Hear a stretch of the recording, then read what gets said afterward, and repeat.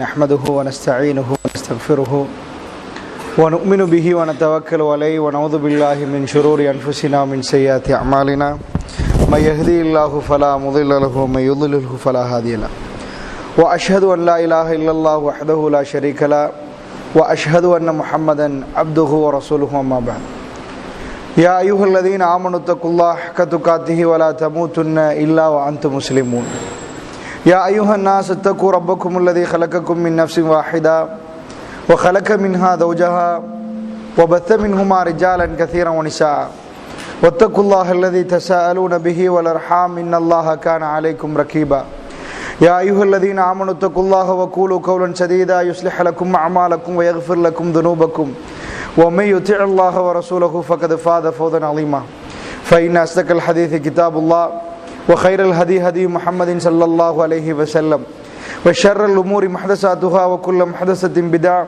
وكل بدعة ضلالة وكل ضلالة في النار بعد அளவற்ற அருளாளனும் நிகரே இல்லாத பேரன்பு மிக்கவனுமான எல்லாம் வல்ல அல்லாஹ் ஜல்லஷானு வ தஆலாவை போற்றி புகழ்ந்து நபிகள் நாயகம் ஸல்லல்லாஹு அலைஹி வஸல்லம் அவர்கள் மீது ஸலவாத்தும் சலாமும் சொல்லி ஆரம்பம் செய்கின்றேன்.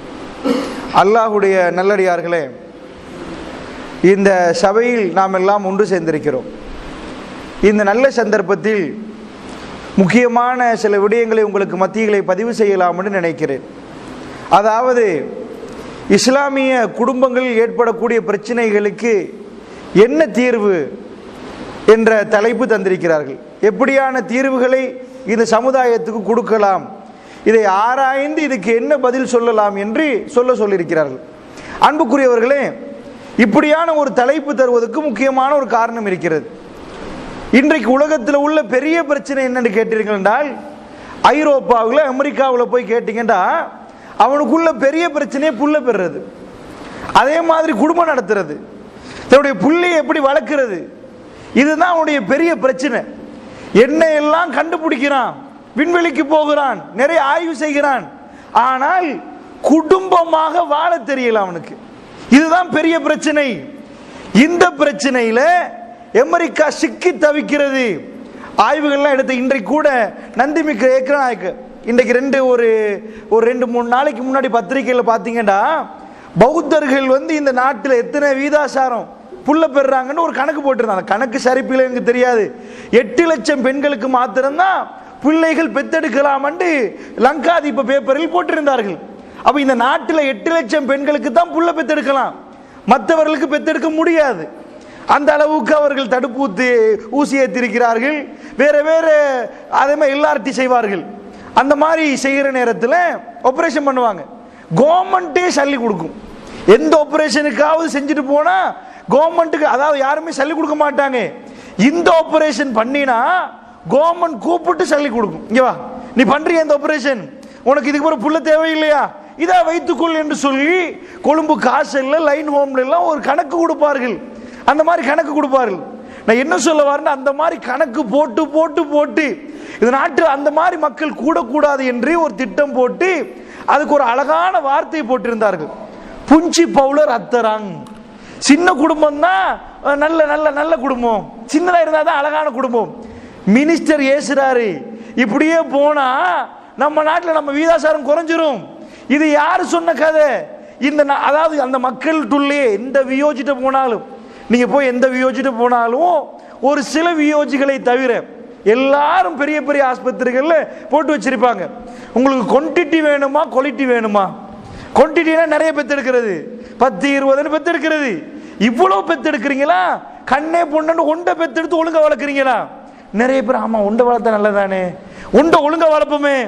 முதல்ல ஒன்றுக்கு புறம் போடுவாங்க, வீட்டுக்குள்ள ஒரு 15 புள்ள. இப்ப வீட்டுக்கு நாம் 20, நமக்கு 20, நாம் 20, நமக்கு ஒருவர் ஆச்சு. இப்ப அப்படியே போய் புள்ளிய தேவலண்ட் ஆகிற அளவுக்கு ஆச்சு. அப்ப இந்த மாதிரி கூட்டத்துக்கு என்ன காரணம், இந்த மாதிரி கணக்கு வர்றதுக்கு என்ன காரணம் என்றா, பொருளாதாரத்தை பயப்படுறாங்க. பிள்ளைகளை நிறைய பெத்தெடுத்தா பொருளாதாரத்துக்கு என்ன செய்யறது, என்ன ஆகும், சல்லி சேருமா, லட்சமா கோடியா செலவாகுமே, அவனுக்கு ஸ்கூல் போடணுமே, அது செய்யணுமே. அந்த மாதிரி கணக்கு போட்டு கவர்மெண்ட் கூட கணக்கு போடுது.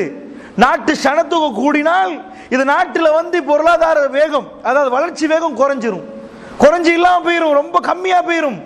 இதுக்காக என்ன பண்ணலாம் என்று திட்டம் போட்டுதான் புள்ள பெத்தெடுக்கிறது கம்மியாக்கிறோம், குறைச்சிருவோம் அப்படின்னு தப்பான ஒரு கணக்கு போட்டார். அது பிள்ளை. ஒரு குடும்பத்தில் 10 பிள்ளை இருந்தால் ஒரு பிள்ளை முழு புத்தளத்துக்குமே தீர்வு சொல்லும். அவருடைய பிரச்சனைகளுக்கு 9 பிள்ளை தருதலையா போலாம், ஒரு பிள்ளை இந்த முழு புத்தளத்துக்கு தீர்வு சொல்லலாம். அல்லாஹ்வுடைய படைப்பு அப்படிதான் படைச்சிருக்கிறான்ல.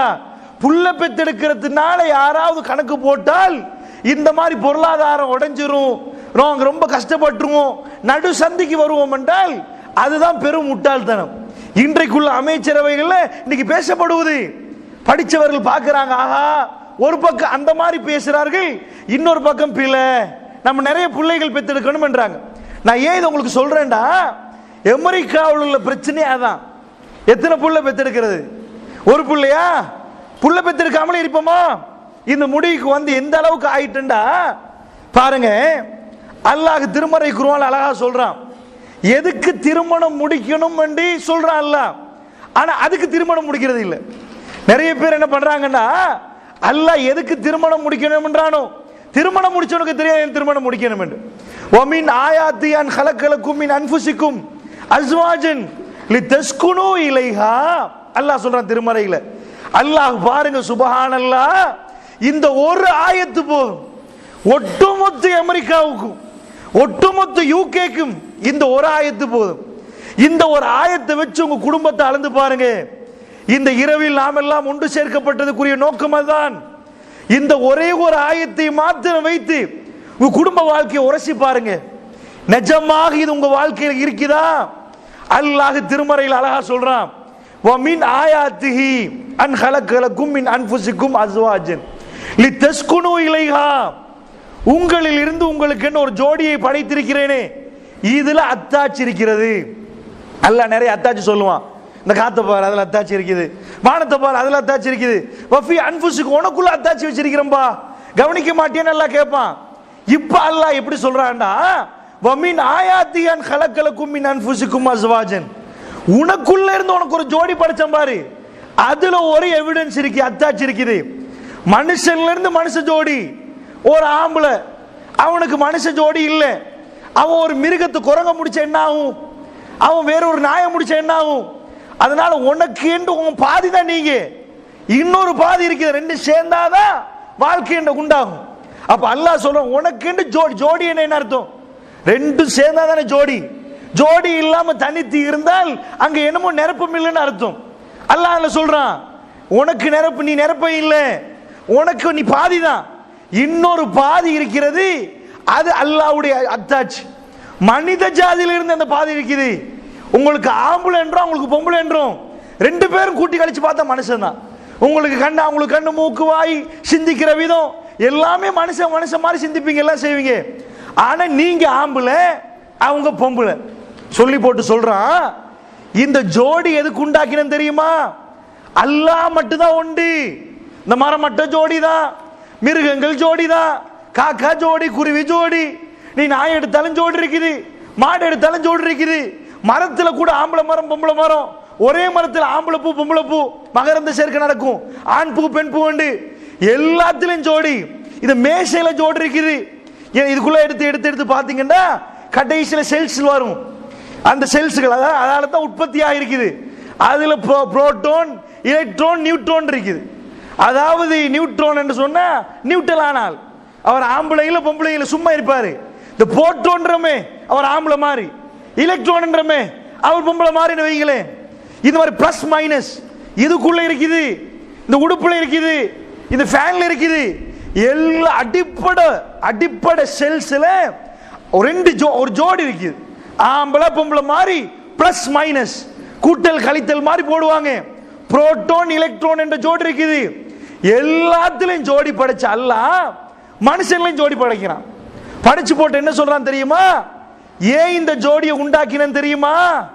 லிதஸ்குனு இலைஹா, உனக்கு நீ அமைதி பெறுவதற்கு உண்டாக்கின. எதுக்கு இது? மனித வாழ்க்கையில நீ அமைதி ஒன்று தேடுவாய். இந்த உலகத்தில் பிறந்தவர்கள் இந்த உலக வாழ்க்கையில் ஏதோ ஒன்றை தேடுறார்கள், அது மட்டும் உண்மை. ஆனா எதை தேடுறன்னு நிறைய பேருக்கு தெரியாது, எதை தேடுறன்னு தெரியாது, ஆனா ஒன்றை தேடுறார்கள். அதுதான் காலையில் வெளியானார்கள், மாலையில் திரும்பி வாரார்கள், ஒவ்வொரு இடத்திலையும் போறார்கள், பெட்டில் பிறண்டு பிறண்டு பார்க்கிறார்கள், தூக்கம் போவதே இல்லை, தேர்றார்கள். என்ன தேர்றார்கள்? தேர்றவனுக்கு தெரியல, ஏதோ ஒன்று தேர்றார்கள். தெரியாததுனால தான் நபிகள் நாயகம் ஸல்லல்லாஹு அலைஹி வஸல்லம் சொல்றாங்க, தேர்றான், தப்பா தேர்றான். எதை தேர்றான்? சல்லி அதிகமா தேர்றான். அவன் நினைக்கிறான், அதான் வாழ்க்கை நினைக்கிறான். ஒரு நாள் அப்படியே மிம்பருக்கு வர்றாங்க. ஜலஸ ரசூலுல்லாஹி ஸல்லல்லாஹு அலைஹி வஸல்லம் அலல் மிம்பரி வ ஜலஸ்னா அலா ஹவ்லஹு. ரசூலுல்லாஹ் மிம்பரில் வந்து உட்கார்ந்தார்கள். நாங்கள் அவரை சூழ உட்கார்ந்து கொண்டோம். என்ன சொல்ல போறார்களோ தெரியாது, என்னமோ வந்து உட்கார்ந்து இருக்கிறாங்க. இன்ன மிம்மா காஃபு அலைக்கும் மிம்பாதி, எனக்கு பிறகு மக்களே நான் உங்கள் விஷயத்தில் ஒரு விடயத்தை பயப்படுறேன். எனக்கு பிறகு நான் ஒன்றை பயப்படுறேன். அல்லாஹ் யுஃப்தா அலை ஸஹரத்து துன்யா வ ஸீனத்தஹா, உங்களுக்கு இந்த உலகத்தை அல்லாஹ் திறந்து தரப்போகிறான், விசாலமாக்கி தந்துருவான், பாலைவனம் சோலைவனமாக போகிறது. இப்ப உள்ள கஷ்டத்தை நினைச்சு நான் பயப்படல, இதுக்கு புறம் அல்லாஹ் உங்களுக்கு தருவானே, இதை நினைச்சு பயப்படுறேன். ஏனென்றால் நீங்க மயங்கிருவீங்க, தேடுறீங்க, என்னமோ தேடுறீங்க, ஆனா துன்யா தான் நீங்க நினைச்சுக்கன்னு வைங்க, தப்பு கணக்கு போட்டுருவீங்க. அது சரியா குடி போத மாதிரி. நபிகள் நாயகம் ஸல்லல்லாஹு சொன்னாங்க, வத்தக்கு துன்யா வத்தக்கு நிசாண்டாங்க. பொம்பளை ஆம்பளை இங்க வா, இந்த பொம்பளை இருக்கிற அவளை பார்த்து பயப்பட்டுரு. நீ என்னதான் சூஃபிமானா இருந்தாலும் தன்னன் தனிய மாட்டிப்பட்டா நீ நாசமா போயிருவ, கனமா போயிருவாய். நீ ஆம்பளை, வத்தக்கு நிசா, நிஷா பொம்பளைல பயந்து கொள்ளுங்கள். பொம்பளை அந்த மாதிரி ஆம்பளை பயப்படணும். வத்தக்கு துன்யா, இந்த துன்யா அழகானது, இனிமையானது, பசுமையானது, உன்னை பிடிச்சி இழுத்துரும். வத்தக்கு துன்யா, துன்யாவை நீ பயந்து கொள்ளண்டாங்க. எப்படி சொல்றாங்க? நான் ஏன் இது சொல்றேன்டா, என்னமோ தேடுறான், அதுதான் நிம்மதி. இந்த உலகத்துல எல்லாரும் தேடுறது நிம்மதி, அது துன்யால இருக்கேன்னு நம்புறான். அதனால துன்யால உள்ள எல்லா பொருளையும் தனக்குள்ள சேர்க்கன்னு நம்புறான். இந்த நாட்டில் ஆட்சிக்கு வந்தவர்கள், ஆட்சி அமைக்க நினைக்கிறவர்கள் எல்லாரும் அளவு இல்லாமல் அளவு கடந்து அது 50 கோடி 100 கோடி 10,000 கோடி 2,000 கோடி என்று அளவு இல்லாமல் போகிறார்கள். இது சரியா போதை மாறி. போதை அடிச்சான்னு வைங்க, சாராயம் அடிச்சவனுக்கு ஒண்ணுமே விளங்காது, மறுபடி அடிப்பான், என்னமோ குடிக்கணும்னு நினைப்பான், அடிச்சு ஒன்றும் தெரியாது. இது மாதிரி தான் ரசூலுல்லாஹ் சொன்னார்கள், ஒரு 2 ஓடைகள் வாதியானி மின் ஜஹாபின், கங்கத்தால 2 ஓடை ஓடும், ஒரு ஓடை கூட சொல்லல, 2 ஓடை என்றார்கள், ஒரு ஓடை இல்ல, 2 ஓடையை கொடுத்துட்டு எல்லாம் ஓகே தானேன்னு கேட்டா அடுத்தது எங்கன்னு கேட்பானா? அதானே விளங்குது கண்ணு முன்னாடி. அடி இங்க பில்டிங் கட்டி டூரிஸ்ட் ஹோட்டல் போட்டு அங்க ஹோட்டல் போட்டு இங்க போட்டு நாட்டில் பாதி சொத்து எடுத்து போறோம், இன்னமும் எடுக்கிறானே, என்ன காரணம்? அதுதான் அந்த நஃப்ஸ். ஆனால் எல்லாரும் ஒன்றை தேடுறார்கள், மறந்துடாதீங்க, அதான் நிம்மதி, சந்தோஷம். இதுதான் எல்லாம் தேடுறாங்க. பணத்தை கண்டா செலவழிக்க மாட்டான், அட்டா பார்ப்பான், மாடி சில தொட்டு மிரிக்க மாட்டான், நம்பர் தான் பார்ப்பான். பேங்க்ல இத்தனை கோடி இருக்குதா, அவன் உட்கார்ந்து என்ன போனான்டா ஒரு கிழமை போவான், அது அவ்வளவு இருக்குதா, போதான் போயிருமே, மறுபடியும் எடுப்பான், இப்படியே கணக்கு போட்டு போவான். அதனாலே அவனுக்கு நிம்மதி இல்லாம போயிரும், அதனாலே அவனுக்கு சந்தோஷம் இல்லாம போயிரும். சில நோய்கள் அவனுக்கு வரும், அந்த பணத்தால் அந்த நோயை இல்லாம ஆக்கலாம் இருக்கும். அவனுக்கு வர ஹார்ட் அட்டாக்ல பணம் குமிஞ்சிருக்கும், ஆனால் அந்த ஹார்ட் அட்டாக்கும் பணக்கும் சம்பந்தம் இல்லை, அவன் செத்து போறதுக்கு ரெடி ஆயிடுவான், டைம் சரியாயிரும். யோசிச்சு பாப்பா, இவ்வளவு சொத்தாலையும் என் ஹார்ட் அட்டாக் நிப்பாட்ட முடியலையே, என் கேன்சரை இல்லாமக்க முடியலையே. அன்பு சகோதரர்களே, இந்த கணக்கை போடுங்க. ரஹ்மான் சொல்றான், லிதஸ்குனு இலைஹா, எதுக்கு தெரியுமா ஜோடி உண்டாக்கினேன்? நீங்க மன அமைதி என்ன தேடுவீங்க, அதுவும் ஜோடிட்ட வச்சிருக்கிறேன். ஒரு பெண்ணுக்கு ஆணிட்டையும் ஆண்ட பெண்ணு, இதுல என்ன பெரிய விஷயம்? அப்ப எல்லாரும் தானே கல்யாணம் முடிக்கிறாங்க, அமெரிக்காக்கு ஏன் இல்லைன்னு சொன்னீங்க? ரஹ்மான் குர்ஆனில் ஒரு ஆயத்துல சொல்றான், இந்த நிம்மதியை முஸ்லீமை தவிர எவனும் கொடுக்க மாட்டேன்ட்டான். அதனாலதான் முஸ்லீம் மட்டும்தான் ஒழுங்கா குடும்பத்தில் வாழுவான். அதுவும் ஒழுங்கான முஸ்லீம், ஒரு உண்மையான ஈமான்தாரி, அவன் மட்டும்தான் குடும்ப வாழ்க்கையில நிம்மதி பெறுவான். மத்த எவனுக்கு எனக்கு ஜோடி எதுக்கு படைச்சென்றா, நிம்மதிக்கு படைச்சென்றா, அது உண்மைதான். ஏன் நிம்மதிக்கு படைச்சேன்னு ஆய்வு பண்ணி பார்த்தீங்கன்னா, ஒரு சின்ன கை குழந்தை, அந்த கை குழந்தைய பாருங்க, அதுக்கு நிம்மதி இருக்குது. அந்த கை குழந்தை இன்னொரு ஆள்கிட்ட மாத்தி பாருங்க, உம்மா கையில உள்ள குழந்தைய வேற ஒரு ஆள் கையில கொடுத்தா அது அழுவும். எதுக்கு அழுவுன்னு நினைக்கிறீங்க நீங்க? Security problem. சின்ன வயசுல இருந்து அந்த மூளை பாதுகாப்பு எதிர்பார்க்கு. சின்ன ஒரு பிள்ளைய கூட சும்மா பாம்பை கண்டு ஓடிட்டாங்கன்னு வைங்க, அடுத்த தடவை பாம்பை காட்டுன்னு அது ஓடும். பாம்பை கண்டு யாரும் ஓடலை பிடிச்சாங்கன்னு வைங்க, அதுவும் பிடிக்கும். ஏன்னா முன்னாடி உள்ளவங்க படிச்சா அவன் பிடிக்கும். அதான் காட்டுக்குள்ள உள்ள பிள்ளைகளுக்கு எறும்பை எடுத்து சாப்பிடும், கரப்பாத்தான் மேற்குள்ளால போகும், எந்த பிரச்சனையும் இல்லை. இந்த கொழும்பு செவன்ல இருக்கிறான் பாருங்க, அவன் வந்து எவ்வளவு பயம் தெரியுமா கருப்பாத்தானுக்கு? கருப்பாம்பூச்சி பக்கத்தில் வரக்கூட ஒரு சோக்கொண்டு இருக்குது, பெட்டுக்கு அப்படியே நடுவால் அப்படியே கீத்துவான், கீத்திட்டு தான் நைட்டுக்கு தூங்குறது. ஏன்னா அந்த சோக் கீத்தப்பட்ட அந்த இடத்துக்கு தாண்டி ஒரு பள்ளி வந்தா பள்ளி செத்துரும், கருப்பாம்பூச்சி வந்தா செத்துரும். கருப்பாம்பூச்சி அம்மாடின்னு ஒரே ஓட்டம். இதே மையங்கன காட்டுல உள்ள பிள்ளைகளை என்ன செய்யும்? அதுக்கு மேலால ஏறி போய் எலி வீட்டுக்குள்ள இருக்கும், காட்டுக்குள்ள உள்ளவன் பயப்படுவானா? இந்த பயம் எப்படி உண்டாகுது? பாப்பா பயமா அது பயம், உம்மா பயமா அது பயம். நீங்க பாம்பை பிடிச்சி எடுத்து களத்துல போட்டீங்கன்னா அதுவும் எடுத்து களத்துல போடும். அதனாலதான் சைனால உள்ளவன் எல்லாம் அந்த வெள்ளை புழுவை சாப்பிடுறான், எந்த பிரச்சனையும் இல்லை. அதான் அந்த மாதிரி புழுவை சாப்பிடுறான், எந்த ப்ராப்ளம் இல்லை. அந்த நாட்டு புள்ளைகள் சாப்பிடுது.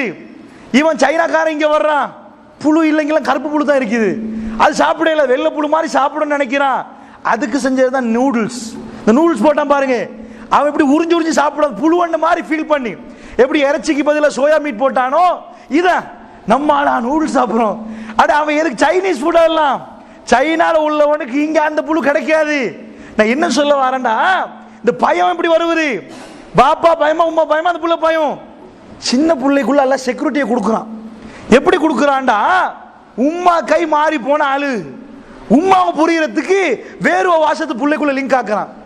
பெருசா புள்ளை பார்த்து கண்ணால பார்த்துலாம் புரியுற அளவுக்கு சின்ன மதலைக்கு இயலாது, அந்த அளவுக்கு கண்ணு வந்து பவர் இல்லை.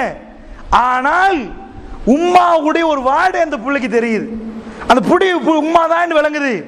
அந்த பார்த்ததுனால இதை வச்சு குழந்தை உணருது. வேற ஒரு ஆள் கையில போனா ஒரே அழுக. அப்ப சின்ன பருவத்தில் எங்க நிம்மதி? தாய் மடியில் நிம்மதி. அதுக்கு போற ஒரு பருவம் வரும், இதுக்கு சொல்லுவாங்க ஏர்லி சைல்ட்ஹுட், அப்புறம் லேட்டர் சைல்ட்ஹுட், அதை தாண்டின ஒரு பருவம். இப்ப தாயிட்டே புள்ள இருக்காது, தாயும் வேணும், ஃப்ரெண்ட்ஸும் வேணும், ஆனா உம்மா நிறைய வேணும். உம்மா நிறைய வேணும், ஒரு 70 வீதம் 80 வீதம் உம்மா வேணும், ஒரு 20 வீதம் ஃப்ரெண்ட்ஸோட விளையாடிட்டு ஓடி வந்துடும். இந்த பருவம் அதுக்கு நிம்மதியா தான். அப்புறம் ஒரு பருவம் வரும், அடாலசன்ஸ் என்ற ஒரு பருவம். இந்த பருவம் என்ன?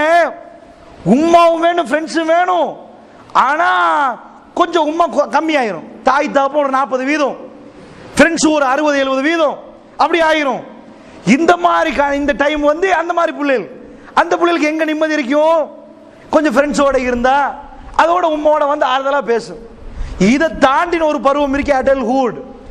இந்த பருவம் வந்துச்சுன்னு வைங்க, பையன் அடாலசன்ஸ்லே உம்மா விட்டு விளையிருவான்.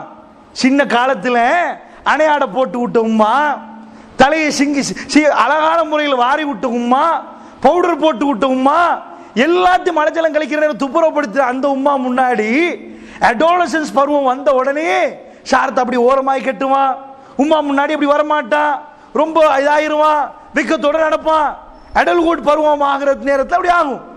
அடல்ஹுட் அடைஞ்ச உடனே வீட்டில் ஒரு 10 நிமிஷம் தான் இருப்பான், ஒரே ஓட்டம். ஆம்பளை பிள்ளையா இருந்தா வந்த வீட்டில் இருக்கலாது, இரியா வீட்டிலன்னா அவன் குழம்புவான், ஃப்ரீடம் இல்லை எனக்கு வாழ்க்கையில் இதுவும் இல்லைன்னு கேட்பான். இப்ப அவனுக்கு நிம்மதி எங்க தெரியுமா? தான் நண்பர்கள் பத்தியில ஏதோ பேசணும், ஏதோ சிரிக்கணும், ஏதோ அவங்களோட இருக்கணும். இதுதான் அடல்ட்ஹுட் பருவத்தில், ஆரம்ப பருவத்தில் உள்ள இது. இதை தாண்டின பிறகு அவனுக்குள்ளே ஒரு மாறு இருக்கும். எல்லாம் உம்மாட்ட சொல்ல இயலாது, எல்லாத்தையும் ஃப்ரெண்ட்ஸ்டையும் சொல்ல இயலாது, எனக்கு இன்னும் ஒரு ஜோடி வேணுமே அப்படின்னு நினைக்கிறான் அந்த பருவத்தில். அந்த பருவம் வந்த உடனே தான் தாய் தாப்பம் குழம்பி போவாங்க. ஏண்டா எவ்வளவு கட்டுக்கோப்பாக பழத்தாலும் அவனை அறியாம அவன் மனசு எங்கேயோ போயிடும். அது மாதிரி பெண் பிள்ளைகள் அடக்கமாக ஒழுக்கமாக எட்டி பார்க்காத துடிச்சு பார்க்காத என்று வளர்த்தாலும் அங்கால இங்கால அப்படி போயிருவாங்க. ஏனென்றா அப்ப நிம்மதி இல்லை. வீட்டுக்குள்ள தனிமையில் இருந்தால் அந்த நிம்மதி இல்லை. உம்மாவோட பேசினால் நிம்மதி இல்லை, பாப்பாவோட பேசினால் நிம்மதி இல்லை, ஃப்ரெண்ட்ஸோட பேசினால் நிம்மதி இல்லை. அந்த ஜோடியோட பேசணும், ஆம்பளையா பொம்பளையோட பேசணும், அது தனக்குன்னு ஒன்று தேவை. இப்ப நிம்மதி தேடுவார்கள். தேடினா திருமணம் நடக்குது. இது உலகத்தில் எல்லாருக்கும் நடக்குது. பாருங்க சகோதரர்கள் என்ன செய்யறான் சுப்ஹானல்லாஹ். இந்த உலகத்தில் ஒரு கன்செப்ட் இருக்குது. அல்லாஹ் நிம்மதியை கொடுக்க மாட்டேனே, கொடுக்க மாட்டேன்றான். திருமறை குர்ஆன்ல கொடுக்கவே மாட்டேன்றான். எப்படி அல்லாஹ் சொல்றான்டா, ஆதம் அலைஹிஸ்ஸலாம் ஹவ்வா அலைஹிஸ்ஸலாம் இருந்தாங்க, ஜன்னான்றான். தோட்டத்தில் இருக்கிற நேரம் அல்லாஹ் என்ன சொல்றான், வலா தக்ரபா ஹாதிஹி ஷஜரத்து ஃபதகுனா மினல் ஸாலிமீன். இந்த மரத்துக்கிட்ட நெருங்காதீங்க, நெருங்கினீங்கன்னா அவ்வளவுதான், வாழ்க்கை முடிச்சு, எல்லாம் அநியாயமா போயிரும், நெருங்கிடாதீங்க. அப்ப ஷைத்தான் என்ன பண்றான், வர்றான். வந்து ஷைத்தான் சொல்றான், இல்லப்பா அந்த கூனா மலக்கைனி, உங்க ரெண்டு பேருக்கு மலக்கா போயிடலாம், இங்க நிரந்தரமா இங்கே வாழ்ந்துடலாம், ஒரு தடவை சாப்பிட்டு பாருங்க, மலக்காப்போ உங்களுக்கு ஆசை இல்லையா? அவங்க பார்க்குறான், ஆமா மலக்கா போயிடலாமே, நல்லதானே சொல்றான், தொடர்ந்து இங்க வாழலாமே என்று சொன்ன உடனே அவன் நினைப்பு வருகிறது. ஷைத்தான் அவருடைய மனசுக்குள் வஸ்வாசம் உண்டாக்குறான். போய் புடுங்கி எடுத்து சாப்பிடுறாங்க. சாப்பிட்டு அல்லாஹ் சொன்னது நெருங்காதண்டி, இவங்க போய் புடுங்கி எடுத்து சாப்பிட்டாங்க. இப்ப அல்லாஹ் என்ன சொன்னா, குல் நக்பிது மின்ஹுமா ஜமியா, இங்க இருந்து எல்லாரும் இறங்குங்க, இதுக்கு போற உங்களுக்கு இங்க இடம் இல்ல, நான் சொன்ன கட்டளை நீங்க மீறிட்டீங்க சொல்லி போட்டு அல்லாஹ் சொல்றான், குல் நக்பிது மின்ஹுமா ஜமியா ஃபைம்மா யஅத்தியன்னகும் மின்னி ஹுதன், என்னிடமிருந்து ஹுதா நேர்வழி என்று ஒன்று வரும், யாரெல்லாம் அந்த நேர்வழி அடைகிறார்களோ வலா ஹவுஃபுன் அலைஹிம் வலா ஹும் யஹ்ஸனூன், அவர்களுக்கு கவலை இல்லை, அவர்களுக்கு பயம் இல்லை. அப்படியே உட்கார்ந்து யோசிங்க, நேர்வழி நேர்வழி என்றமே, ஹுதா ஹுதா என்றமே, ஹிதாயத் என்றமே, இதுதான் அந்த டாபிக். அல்லாஹ் சொல்றான், ஆதாவா ரெண்டு பேரும் இறங்கிருங்க, இங்க இருந்து நீங்க இறங்குங்க, இறங்கின உடனே என்னட்ட இருந்து ஒரு வழி வரும், ஹுதா நேர்வழி வரும்.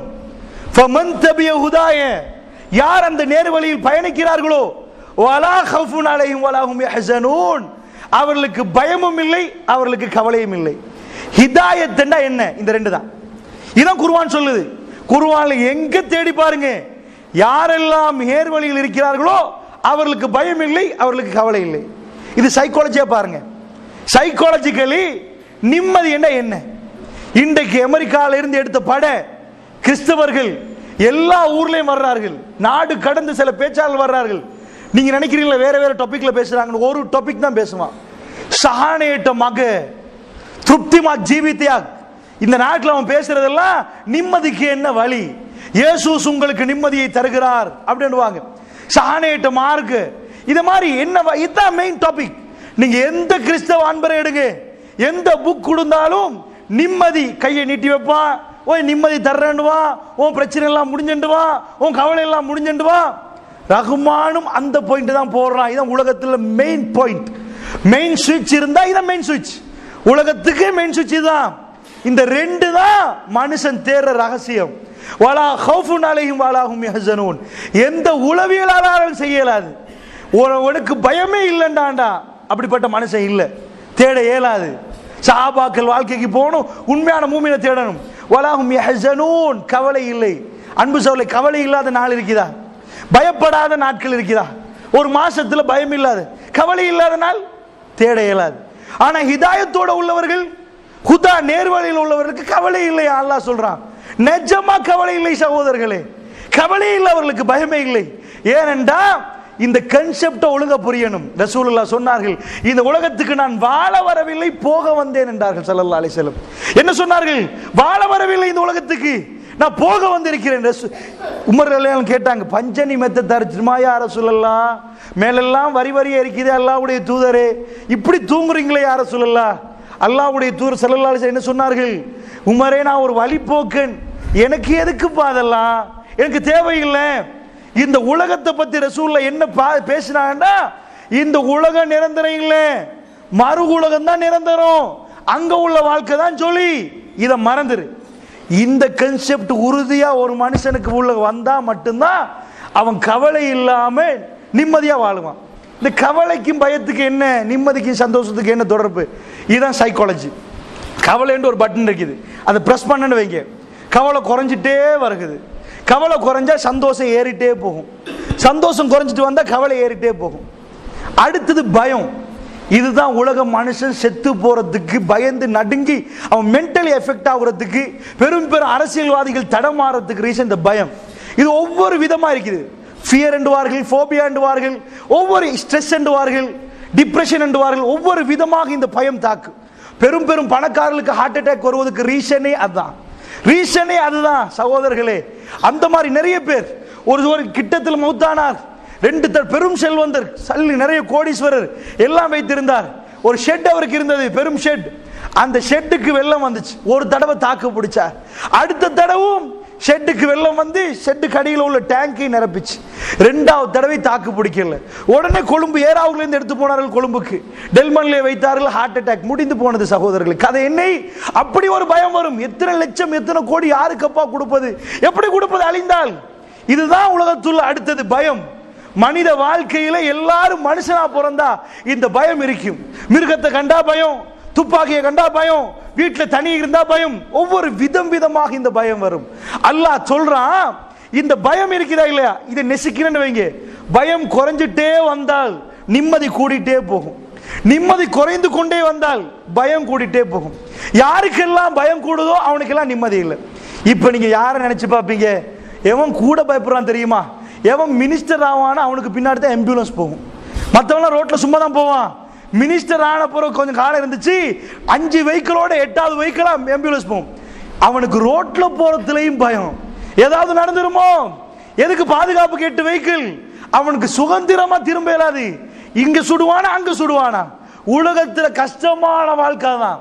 நீங்க வீட்டுல இருக்கிறீங்க, வெளியே வந்தா சுடுவான்னு மிரட்டுறான்.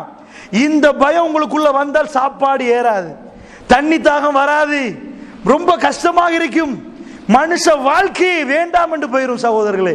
இந்த பயம், இந்த கவலை, இந்த 2க்கும் மருந்து எங்கே? அல்லாஹ் சொல்றான் ஹிதாயத் என்றான். சகோதரர்களே, ஹிதாயத் இங்க இருந்து தான் ஃபேமிலியை கனெக்ட் பண்ணணும். ஹிதாயத்தோட ஒரு ஆணும் பெண்ணும் 2 பேரும் சங்கமித்தார்கள் என்றால் அல்லாஹ் மீது ஆணையாக சந்தோஷமான ஒரு குடும்ப வாழ்க்கை கிடைக்கும். அல்லாஹ் அதை தான் சொல்றான், லிதஸ்குனு இலைஹா, மன அமைதி வேணுமா இந்த உலகத்தில்? லிதஸ்குனு இலைஹா வஜஅல பைனக்கும் மவத்தன் வரஹ்மா, இனம் தெரியாத ஒரு அன்பையும் பாசத்தையும் ஆணும் பெண்ணும் 2 பேரும் சேர நேரத்தில் நான் உருவாக்கி இருக்கிறேன். நீ கணக்கு போட்டாலும் அந்த பாசம் சொல்ல இயலாது. வீட்டு வாசல் ஒரு ஏழை வருவான், கால் இல்லை, நீ பார்த்தாலும் 100 ரூபா கொடுக்க மாட்டாய், கொடுத்தாலும் கவலைப்படுவாய். ஆனா உன் பொண்டாட்டிக்கு எல்லாமே இருக்கும், கால் கை தடகாத்திரமா நிப்பா. நீ 10,000 20,000 1 லட்சம் கொடுப்பாய், என்றைக்கும் கணக்கு போட மாட்டாய். ஆனா வீட்டுக்கு வருவான் ஒரு ஏழை, அவனுக்கு ஒரு 1000 ரூபா கொடுத்தா மண்டையை பிச்சு 100 ரூபாய்க்கு பதிலாக 1000 ரூபா கொடுத்துருன்னு மாறி போச்சுன்னு தடமாறுவாய். ஆனா ஒரு பொண்டாட்டி, அல்லாஹ் சொல்றான் வஜஅல பைனக்கும் மவத்தன் வரஹ்மா, உங்களுக்குள் இனம் தெரியாத ஒரு அன்பு, இனம் தெரியாத ஒரு பாசம். உன் அன்பு சகோதரன் பக்கத்துல நிப்பான், உன் உம்மா வழியால வந்தவன், அவனோட நீ காணி தகராறில் பேசுவாய், உனக்கா எனக்காடான்னு பேசுவாய். உன் பொண்டாட்டியோட பேச மாட்டாய். உனக்கு என்னமா செல்வார் வேணும்னு கேட்பாய். இந்த வீட்டுல நீ இருப்பா, உன் பேர்ல எழுதுறேன்டுவாய். ஏன் இப்படி? அல்லாஹ் சொல்றான் லிதஸ்குனு இலைஹா வஜஅல பைனக்கும் மவத்தன் வரஹ்மா, உனக்குள் அன்பையும் பாசத்தையும் உண்டாக்கின நீ அமைதி பெறுவாய். நீ எல்லாம் காலையிலிருந்து கஷ்டப்பட்டு போவாய், மாலையில் வீடு திரும்பினால் எல்லா பிரச்சனையும் முடிந்தது என்று உன் மனசு சொன்னால் ஹிதாயத்தோட ஒரு குடும்பம் சங்கமித்து சந்தோஷமா வாழுது. அன்பு சகோதரர்களே, அமெரிக்காவுக்கு இல்லைன்னு சொன்னனே, அவனுக்கு எப்பயும் கவலையும் பயமும் தான். ஏண்டா சகோதரர்களே, அல்லாஹ் நபிகள் பெருமானார் ஸல்லல்லாஹு சொல்லிட்டாங்க, தரக்துக்கும், நான் உங்களை ஃபி மஹஜ்ஜத்துல் பைலா, வெட்ட வெளியீர் என்ற ஒரு வெளிச்சமான ஒரு இடத்தில் விட்டு செல்கிறேன். லைலுஹா கனஹாரிஹா, அதனுடைய இரவு பகலை போன்று மின்னும் என்றார்கள் ரசூலுல்லாஹ். அப்போ உண்மை என்பது அவ்வளவு பளிச்சென்று தெரியும், எங்க பார்த்தாலும் இதுதான் உண்மைன்னு விளங்கும். அல்லாஹ் தெளிவா காட்டிட்டான். அமெரிக்காவில் உள்ளவெல்லாம் ப்ரொஃபசர்ஸ், இன்ஜினியர், படித்தவர்கள், அவ்வளவு படித்திருக்கிறார்கள். விண்வெளிக்கு அனுப்பி ஒரு கிழமை தங்கிட்டு வர்றது எப்படின்னு படிச்சுட்டாங்க. அவ்வளவு இந்த சின்ன ஒரு கைக்குள்ள அடக்கின ஒரு போனுக்குள் உலகத்தோடே தொடர்பு படுத்துறார்கள். அவ்வளவு படித்தவர்களுக்கு இந்த புத்தளத்தில் எனக்கும் உங்களுக்கும் தெரிஞ்சது தெரியாது. நானும் நீங்களும் சகோதரர்களே செருப்பு போட நேரம் பாட்டா செருப்புக்கு ஜோடி பொருத்தம் பார்ப்போம். ஒரு காலுக்கு 9 சைஸும் மறு காலுக்கு 7 சைஸும் போட மாட்டோம். ஒரு காலுக்கு செருப்பும் ஒரு காலுக்கு சப்பாத்தும் போட மாட்டோம். இந்த புத்தி எல்லாருக்கும் சாதாரணமா சின்னவனுக்கு இருக்குது. இது என்னமா இந்த செருப்பு அதுல சப்பாத்துன்னு கேட்பான். ஆனா அமெரிக்காவில் உள்ள சிச்சுவேஷன் தெரியுமா? இன்றைக்குள்ள சிச்சுவேஷன், ஒபாமா இந்த ஆட்சிக்கு மறுபடி வருவதற்கு முன்னாடி ஒரு தேர்தல் வச்ச அமெரிக்காவில். அது என்ன தேர்தல்னா லெஸ்பியன், ஹோமோசெக்ஸ், அதாவது ஆண் ஆண் பெண் பெண் 2 பேரும் திருமணம் முடிக்கணும். ஆம்பளை ஆம்பளை திருமணம் முடிக்கணும், பொம்பளை பொம்பளை திருமணம் முடிக்கணும். இதுல எத்தனை வீதாசாரம் வாக்கு போட்டாங்க தெரியுமா அமெரிக்கர்கள்? 67% சட்டமாக்கணும் என்றார்கள். 67 வீதாசாரமான மக்கள் அமெரிக்காவில் ஆண் திருமணம் பெண் பெண் திருமணத்தை சட்டபூர்வமாக்கின்றார்கள். சகோதரர்களே, நான் உங்கள்ட்ட ஏதை சொல்றேன் தெரியுமா? இன்றைக்கு போய் தேடி பாருங்கள் அமெரிக்காவுடைய அவல நிலையை என்ன. அவர்கள் யாரோட திருமணம் முடிக்கிறார்கள்? மை பெட் மை பெட் என்று சொல்லி ஒரு நாயை மடியில வைத்து தான் கணவன் என்றார்கள். கேவலம் சகோதரர்களே. பாட்டா செருப்புக்கு ஜோடி பொருத்தம் பார்ப்போம், நாம் உடுக்கிற டிரெஸ்ஸுக்கு ஜோடி பொருத்தம் பார்ப்போம், ஓ மெச்ச உடுக்கிறோமா இல்லையா அப்படின்னு எல்லாம் பார்ப்போம்.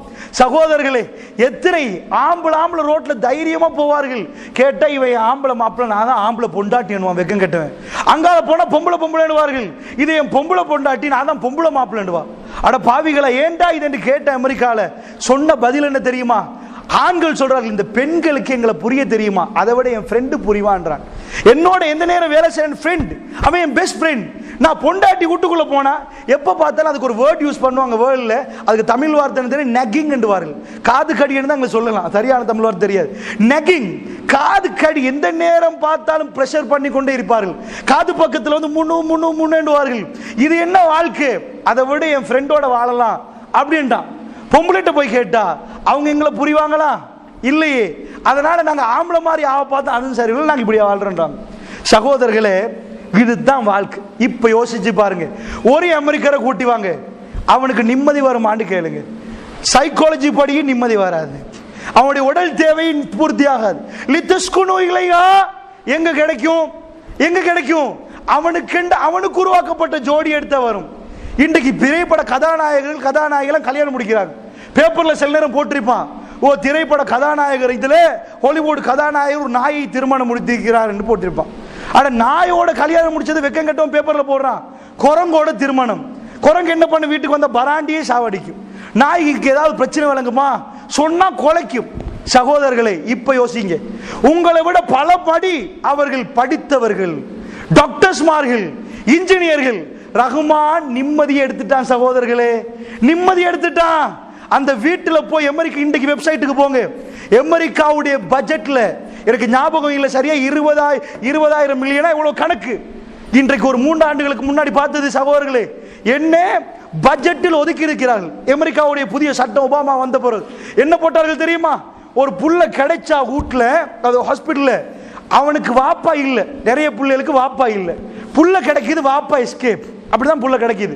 யார் பக்கத்துல நிக்கிறானோ அவன் தான் வாப்பான்னு ரெஜிஸ்டர் ஆகணும். சகோதரர்கள், உண்மையாக சொல்லுகிறேன், அமெரிக்காவுடைய சட்டம் இப்பொழுது அங்க புள்ள கிடைச்சால் யார் பக்கத்துல நின்று புள்ளைய பராமரிக்கிறான்னு நீ தான் வாப்பா. வாப்பா இல்லாத புள்ளைகளுக்கு அவ்வளவு பெரிய பட்ஜெட் ஒதுக்கின அமெரிக்கா இப்ப சட்டம் அமைத்திருக்கிறது. குழப்பம் சகோதரர்களே, குடும்ப வாழ்க்கையை இல்லாமல் போய்விட்டது. அந்த அளவுக்கு அமெரிக்காவுடைய கவர்மெண்ட் ரூம்ல, அதாவது வீட்டுல வாழ்ற பெண்கள் சில பேர் செத்து போறார்கள், கவர்மெண்ட் சடலத்தை எடுத்து போடுது. இப்ப போய் ஆராய்ச்சி பண்ணி பாருங்க, நாம் வாழுகிற உலகத்தில் நடக்கிறதை சொல்கிறேன் சகோதரர்களே. தாய் தகப்பன் என்று மரியாதை இல்லை பிள்ளைகள். அவங்க ஆஸ்திரேலியாவில், இவங்க அமெரிக்கால சல்லி. ஆனால் கடைசி நிமிஷம் ஒரு பெண் என்ன எதிர்பார்ப்பாள்? என் மகன் என் பக்கத்தில் நிக்க மாட்டானா, என்னோட பேச மாட்டானா, நான் என்னெல்லாம் பார்த்தனே. கோடி கொட்டுங்கள் சகோதரர்களை, கோடீஸ்வரன் மகனை உண்டாக்கி கோடியை கொட்டுங்கள். ஒரு தாயும் தகப்பனும் உங்களை வச்சு யோசிச்சு பாருங்க, கடைசி நேரத்தில் அந்த கோடியில் என்ன பிரயோசனம்? என் புள்ளை என் தலையை தடாவாதா, என் பக்கத்தில் நிக்காதான்னு எதிர்பார்ப்பார்கள். அதிகமான அமெரிக்கர்களுக்கு அந்த சான்ஸே இல்லை சகோதரர்களே. மதர்ஸ் டே என்ற ஒரு நாள் ஒரு பூ, ஒரு சாக்லேட் எடுத்துக்கொண்டு போவார்கள். காட் பிளஸ் மை மதர், திரும்பி உம்மா கொடுப்பா, தாய் கொடுப்பா. காட் பிளஸ் மை சன் என்று ஒரு சாக்லேட், ஒரு பூ. சகோதரர்களே, தாய்மார்களுக்கு ஒரு நாள் அதை கொண்டாடுறார்கள். அவ்வளவுதான் தாயோட உள்ள உறவு. சகோதரர்களே, அன்பு சகோதரர்களே, உலகத்தை எடுத்து பாருங்க, அல்லாஹ் நிம்மதியை பறிச்சிட்டான். ரஹ்மான் நிம்மதியை கொடுக்கல. உன் சொத்துல நீ தேடி நீ தோத்து போயிருவாய். அதுக்கு தான் அடிக்கடி நான் சொல்ற ஒரு உதாரணம் சகோதரர்களே, வேற எங்கும் போக தேவையில்லை. பெரும் பணக்காரர் உலகத்தில் ரொம்ப சின்ன வயசில் செத்து போனான். அவன் பேர் ஸ்டீவ் ஜாப்ஸ். இன்றைக்கு 2 ஆண்டுகள் ஆக போகிறது சகோதரர்களே. இந்த புத்தளத்துக்கு அவன் வருவதாக இருந்தால் பல கண்டெய்னர்கள் தான் அவன் சொத்து கொண்டு வரணும். 38,000 பில்லியன் ரூபீஸ் இலங்கை கணக்குப்படி அவனுடைய சொத்து. 38,000 பில்லியன் என்றா 2012ஆம் ஆண்டுக்கு முன்னாடி இலங்கையுடைய டோட்டல் பட்ஜெட் பிலோ 2000 பில்லியன், 2000 பட்ஜெட்டுக்கு கீழே. 2012ஆம் ஆண்டு தான் முதல் தடவையாக இலங்கை அரசாங்கம் 2300 பில்லியன் முதல் தடவையாக பட்ஜெட் போடுது.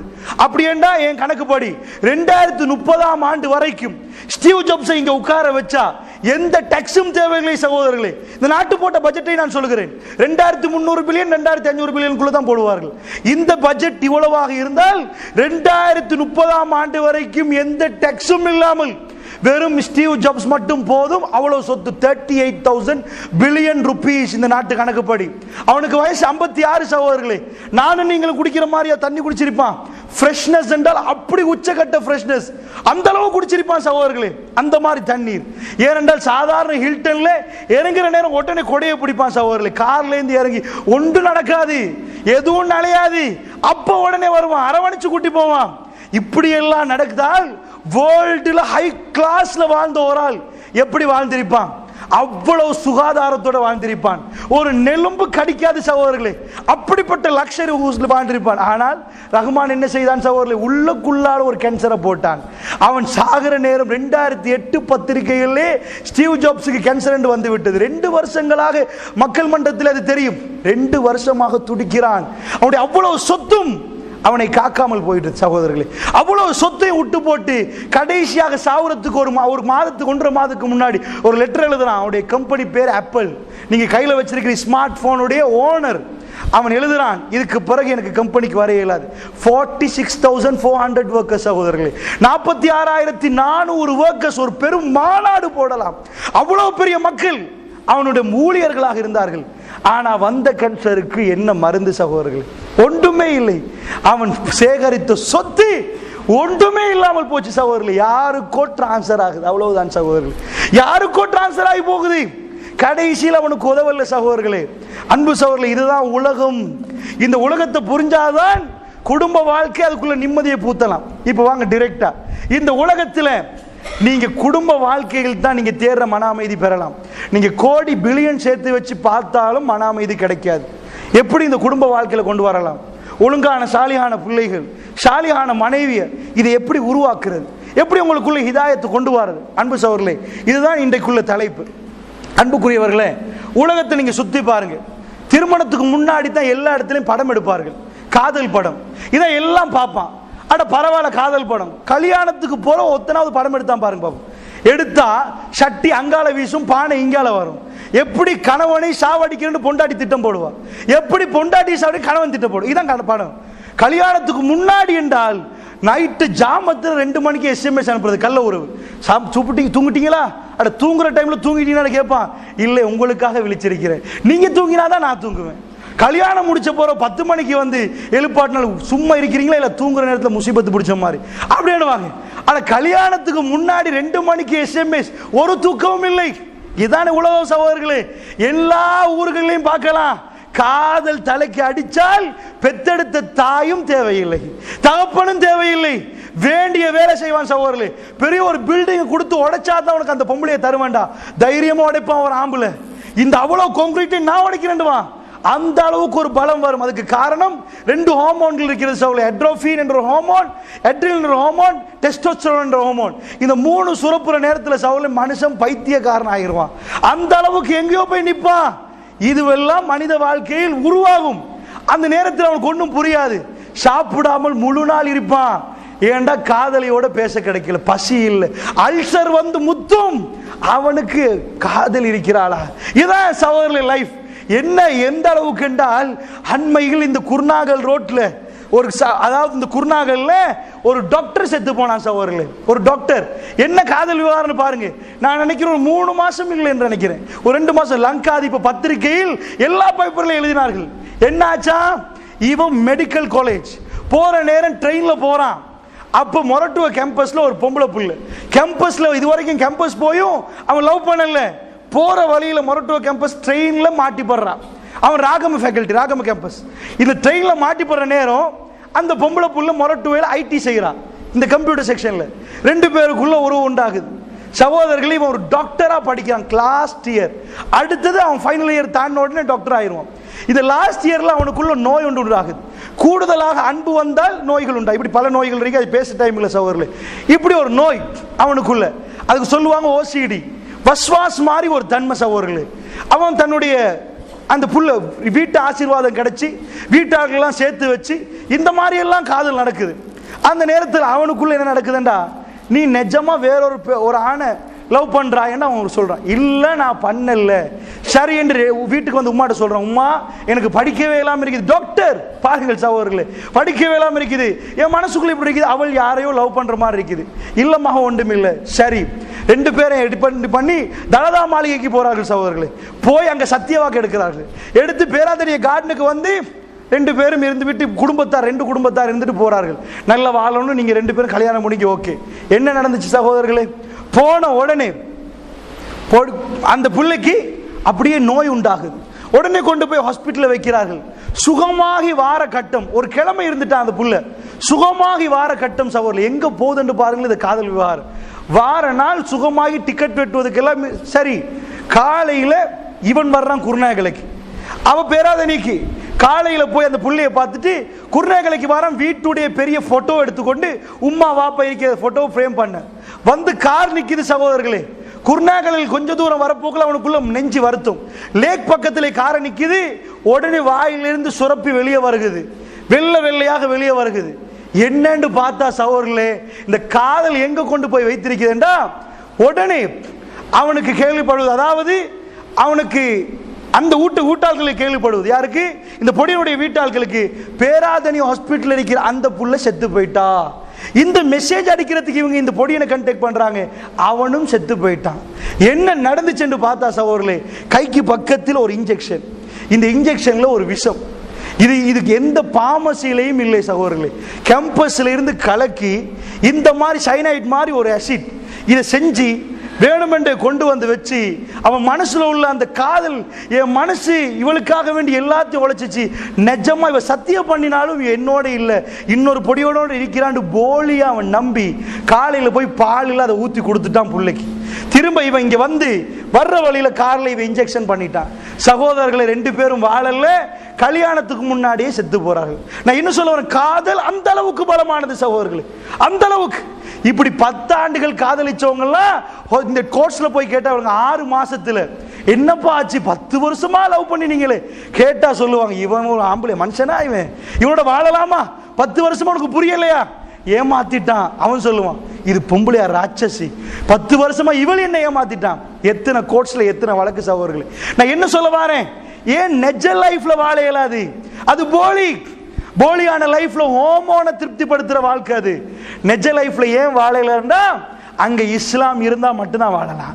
இதுதான் அமெரிக்காவுக்குள்ள இன்றைக்கு பிரச்சனை, எல்லா ஊர்லயும் இதான் பிரச்சனை. குஷ்பு நின்றால் இந்தியால ஆம்பளை ஹோமோ செக்ஸை நாடு சட்டமாக்கணும் என்று பெண்ணுரிமையை கேட்கிற அந்த இதுல அவள் போட் பிடிச்சு கொண்டு நின்றால், ஏன் அந்த அளவுக்கு பக்கத்து நாட்டிலே சட்டமாக்கின்றார்கள். இந்த நாட்டிலே வந்துடும் சகோதரர்களே, எல்லாமே வந்துட்டே சகோதரர்களே, கசினோல இருந்து அவ்வளவு வருகிறது. அதனால் இந்த நாட்டிலே எல்லாரும் வந்துடும் எல்லா விஷயமும். சகோதரர்களே, ஏன் வாழ முடியல? முஸ்லிம் குடும்பமும் வாழலை சகோதரர்களே. ஏன்? இஸ்லாம் அங்கே இல்லை. அங்க இஸ்லாம் இல்லை. வீட்டுக்குள்ள வர்றான், கல்யாணம் முடிச்சு முதல் வாரம் டார்லிங் வேணுமா, பியூட்டி குயின் வேணுமா, ஸ்ரீதேவி ராணி உட்காருமா, கண்ணே பொண்ணேன்னு 60 நாளைக்கு அவன் என்னெல்லாம் சொல்லணுமோ அப்படிலாம் சொல்லுவான். கல்யாணம் முடிச்சு அவ்வளவுதான். ஒரு 2 மாசம் கழிஞ்சு 3 மாசம் 4 மாசம் ஆக போக்கல போன்லயே பேர் மாறிடும். இது வரைக்கும் பொண்டாட்டி பேர் போட்டிருப்பான், மை டார்லிங் என்று போட்டு, இப்ப டேஞ்சர் போட்டு வச்சிருப்பான், இல்ல ராங் நம்பர் போட்டு வச்சிருப்பான். எடுத்துறாதம்மா, ராட்சசி கத்தி தொலைவாண்டுவா. முஸ்லீம் சமுதாயத்தில் நடக்குது. மாற்று மத அன்பர்களை விட்டுருங்க சகோதரர்களே, முஸ்லீம் சமுதாயத்தில் நடக்குதா இல்லையா? போன் ஆன்சர் பண்ண மாட்டான் பொண்டாட்டியண்டா, அவ கேப்பா எத்தனை எஸ்எம்எஸ் நான் ஒரு நாளைக்கு அனுப்புவீங்க, ஒரு நாளைக்கு 10-15 எஸ்எம்எஸும் போனும் கையும் எப்ப பார்த்தாலும் குத்தி இருப்பான்.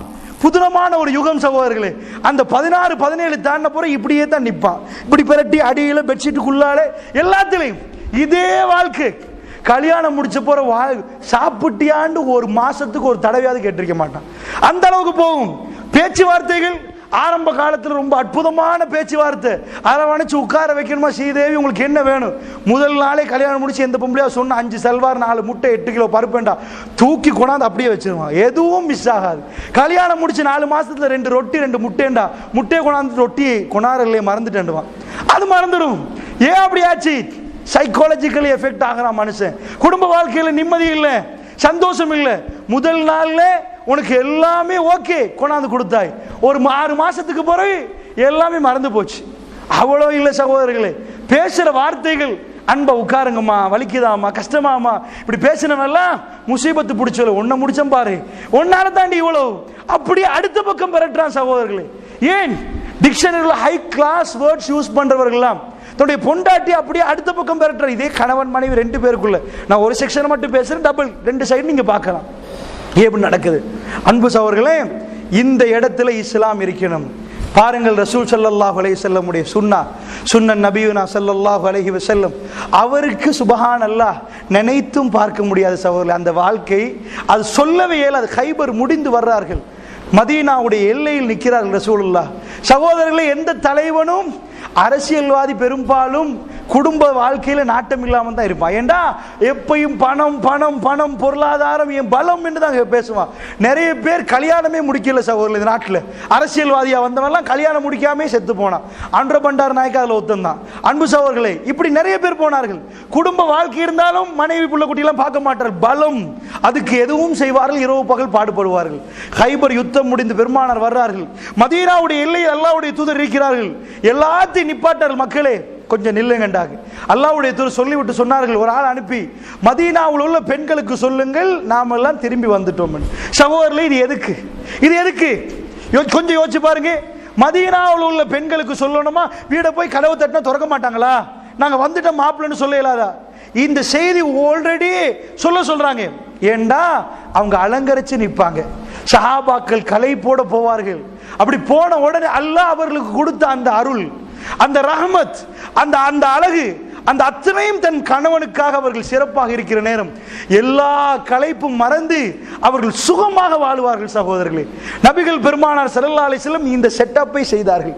இதுதான் அவங்க வாழ்க்கையில நினைச்சு பார்க்க இயலாதது.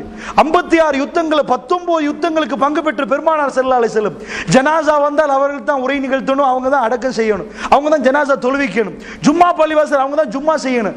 5 வாட்டி ஒரு நாளைக்கு தொழுகை நடத்தணும், அவங்க தான் நிக்கா செஞ்சு வைக்கணும். சகோதரர்களே, தகராறுகள் இருந்தால் அவங்க தான் செய்யணும். பேங்க் வரிகள் அறவிட்டால் ஜிஸியா, அதே மாதிரி ஜகாத் எல்லாமே பேங்க் பார்க்கணும். சகோதரர்களே, சதகாக்கள் கொடுக்கணும். யாராவது ஏழை எளியவர்கள் வந்தால் பார்க்கணும். பெண்களுக்கு மார்க்க நிகழ்ச்சி செய்யணும், ஆண்களுக்கு பயான் நிகழ்ச்சி செய்யணும். இப்படி எல்லாம் செய்வார்கள். சகோதரர்களே, எல்லாத்துக்கு மத்தியில பிள்ளைகளுக்கு அன்பான பாப்பா, மனைவிமார்களுக்கு ஒரு பொண்டாட்டியை முடிச்சுட்டு அம்மாடி இதுக்கு அங்கால யோசிச்சும் பார்க்கலான்றான். கல்யாணம் முடிக்க முன்னாடி சிலவனுக்கு ஆசைதான், ஆனா சில பக்கத்தை யோசிச்சு பார்க்கிறான். இவளோட இந்த கஷ்டம் எப்படி? அந்த அளவுக்கு கஷ்டம். ஏக காலத்தில் 9 மனைவிமார்கள். சகோதரர்களே, 9 பொண்டாட்டி.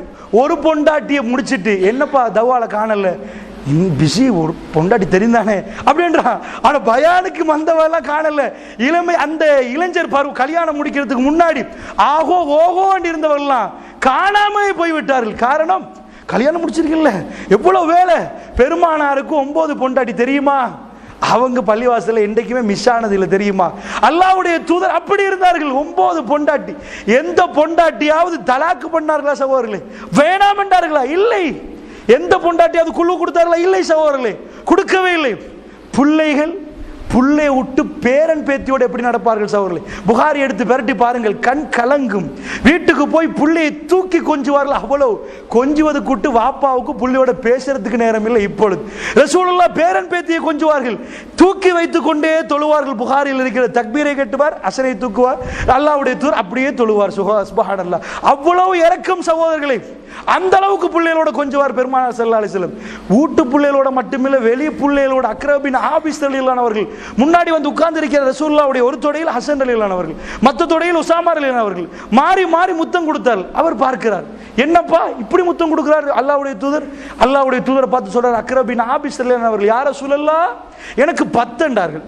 10னா 10 குழந்தை, எனக்கு 10. ஒரு நாள் ஒரு புள்ளைக்கு நான் மோந்தது கிடையாது, முத்தம் கொடுத்தது கிடையாது. ரசூலுல்லாஹ் முகம் சிவக்கிறது, யர்ஹம் யுர்ஹம் என்றார்கள். இரக்கம் காட்டினால் இரக்கம் காட்டப்படுவாய் அப்பா என்றார்கள். அப்படி காலம் இருந்தது சகோதரர்களே. புள்ளைக்கு முத்தம் கொடுக்கிறதுக்கும் சொல்லிக் கொடுக்கணுமா? அந்த மாதிரி ஒரு யுகம். பெருமானார் ஸல்லல்லாஹு அலைஹி வஸல்லம் அவர்கள் எல்லாத்தோடையும் வாழ்ந்தார்கள். அவ்வளவு அன்பான வாழ்க்கை சகோதரர்களே. ஆயிஷா நாயகி சொல்லுவார்கள், அவ்வளவு அற்புதமாக சொல்லுவார்கள்.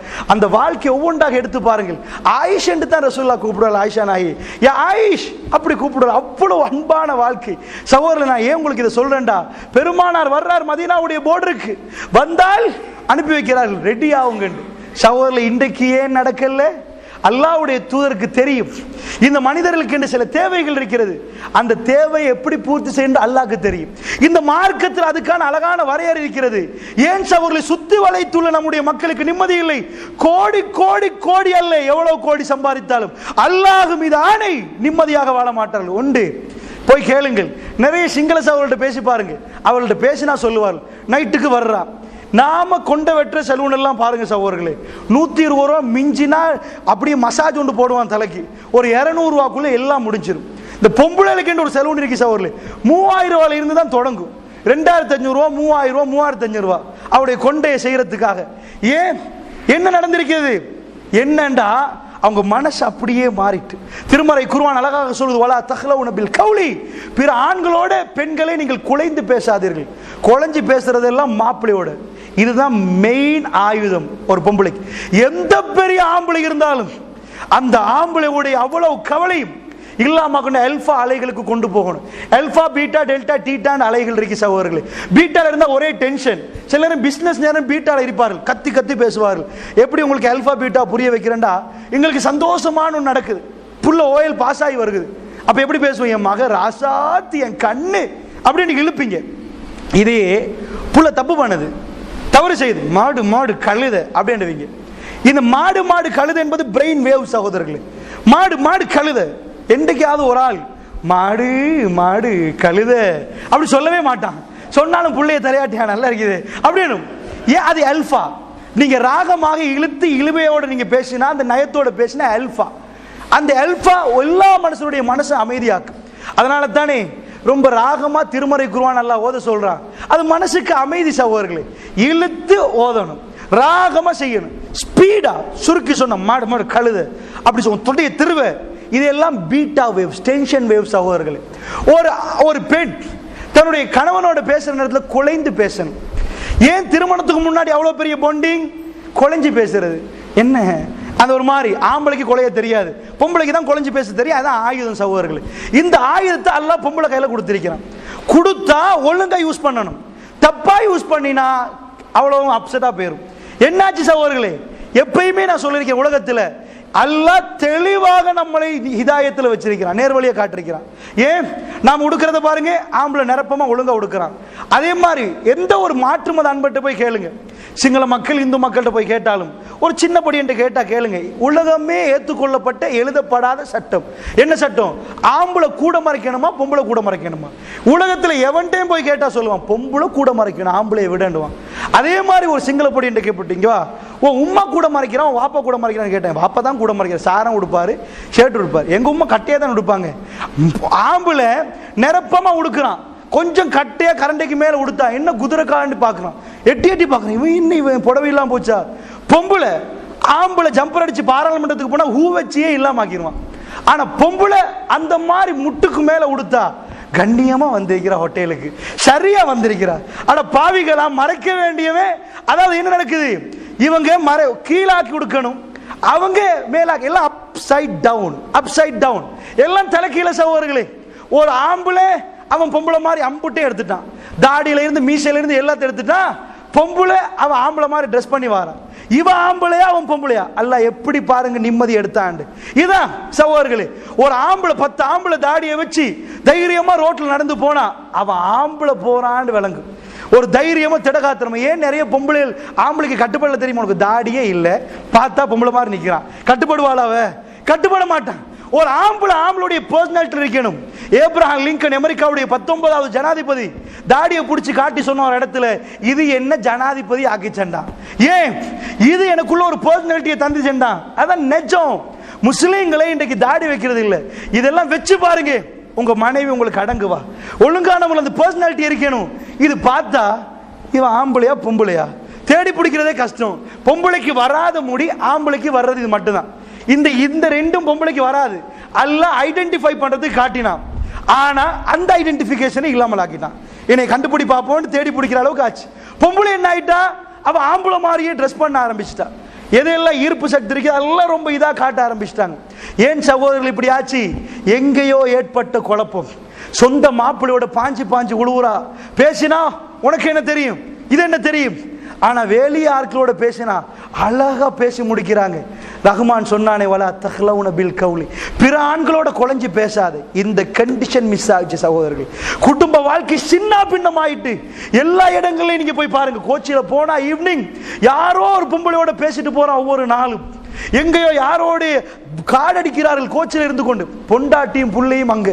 எத்தனை கதைகள் சகோதரர் உங்களுக்கு சொல்லுவது, பேப்பரை வாசிச்சா விளங்குமே சகோதரர்களே. இந்த நாட்டுடைய முசீபத் அவ்வளவுக்கு. ஏன் அமெரிக்காவிலே பில் கிளின்டன், இன்றைக்கு அமெரிக்காவுடைய செயலாளர் நாயகம் ஹிலரி கிளின்டன், அவன் மாப்பிள்ளை பேர் பில் கிளின்டன் ஜனாதிபதியாக இருக்கிற அமெரிக்காவில்.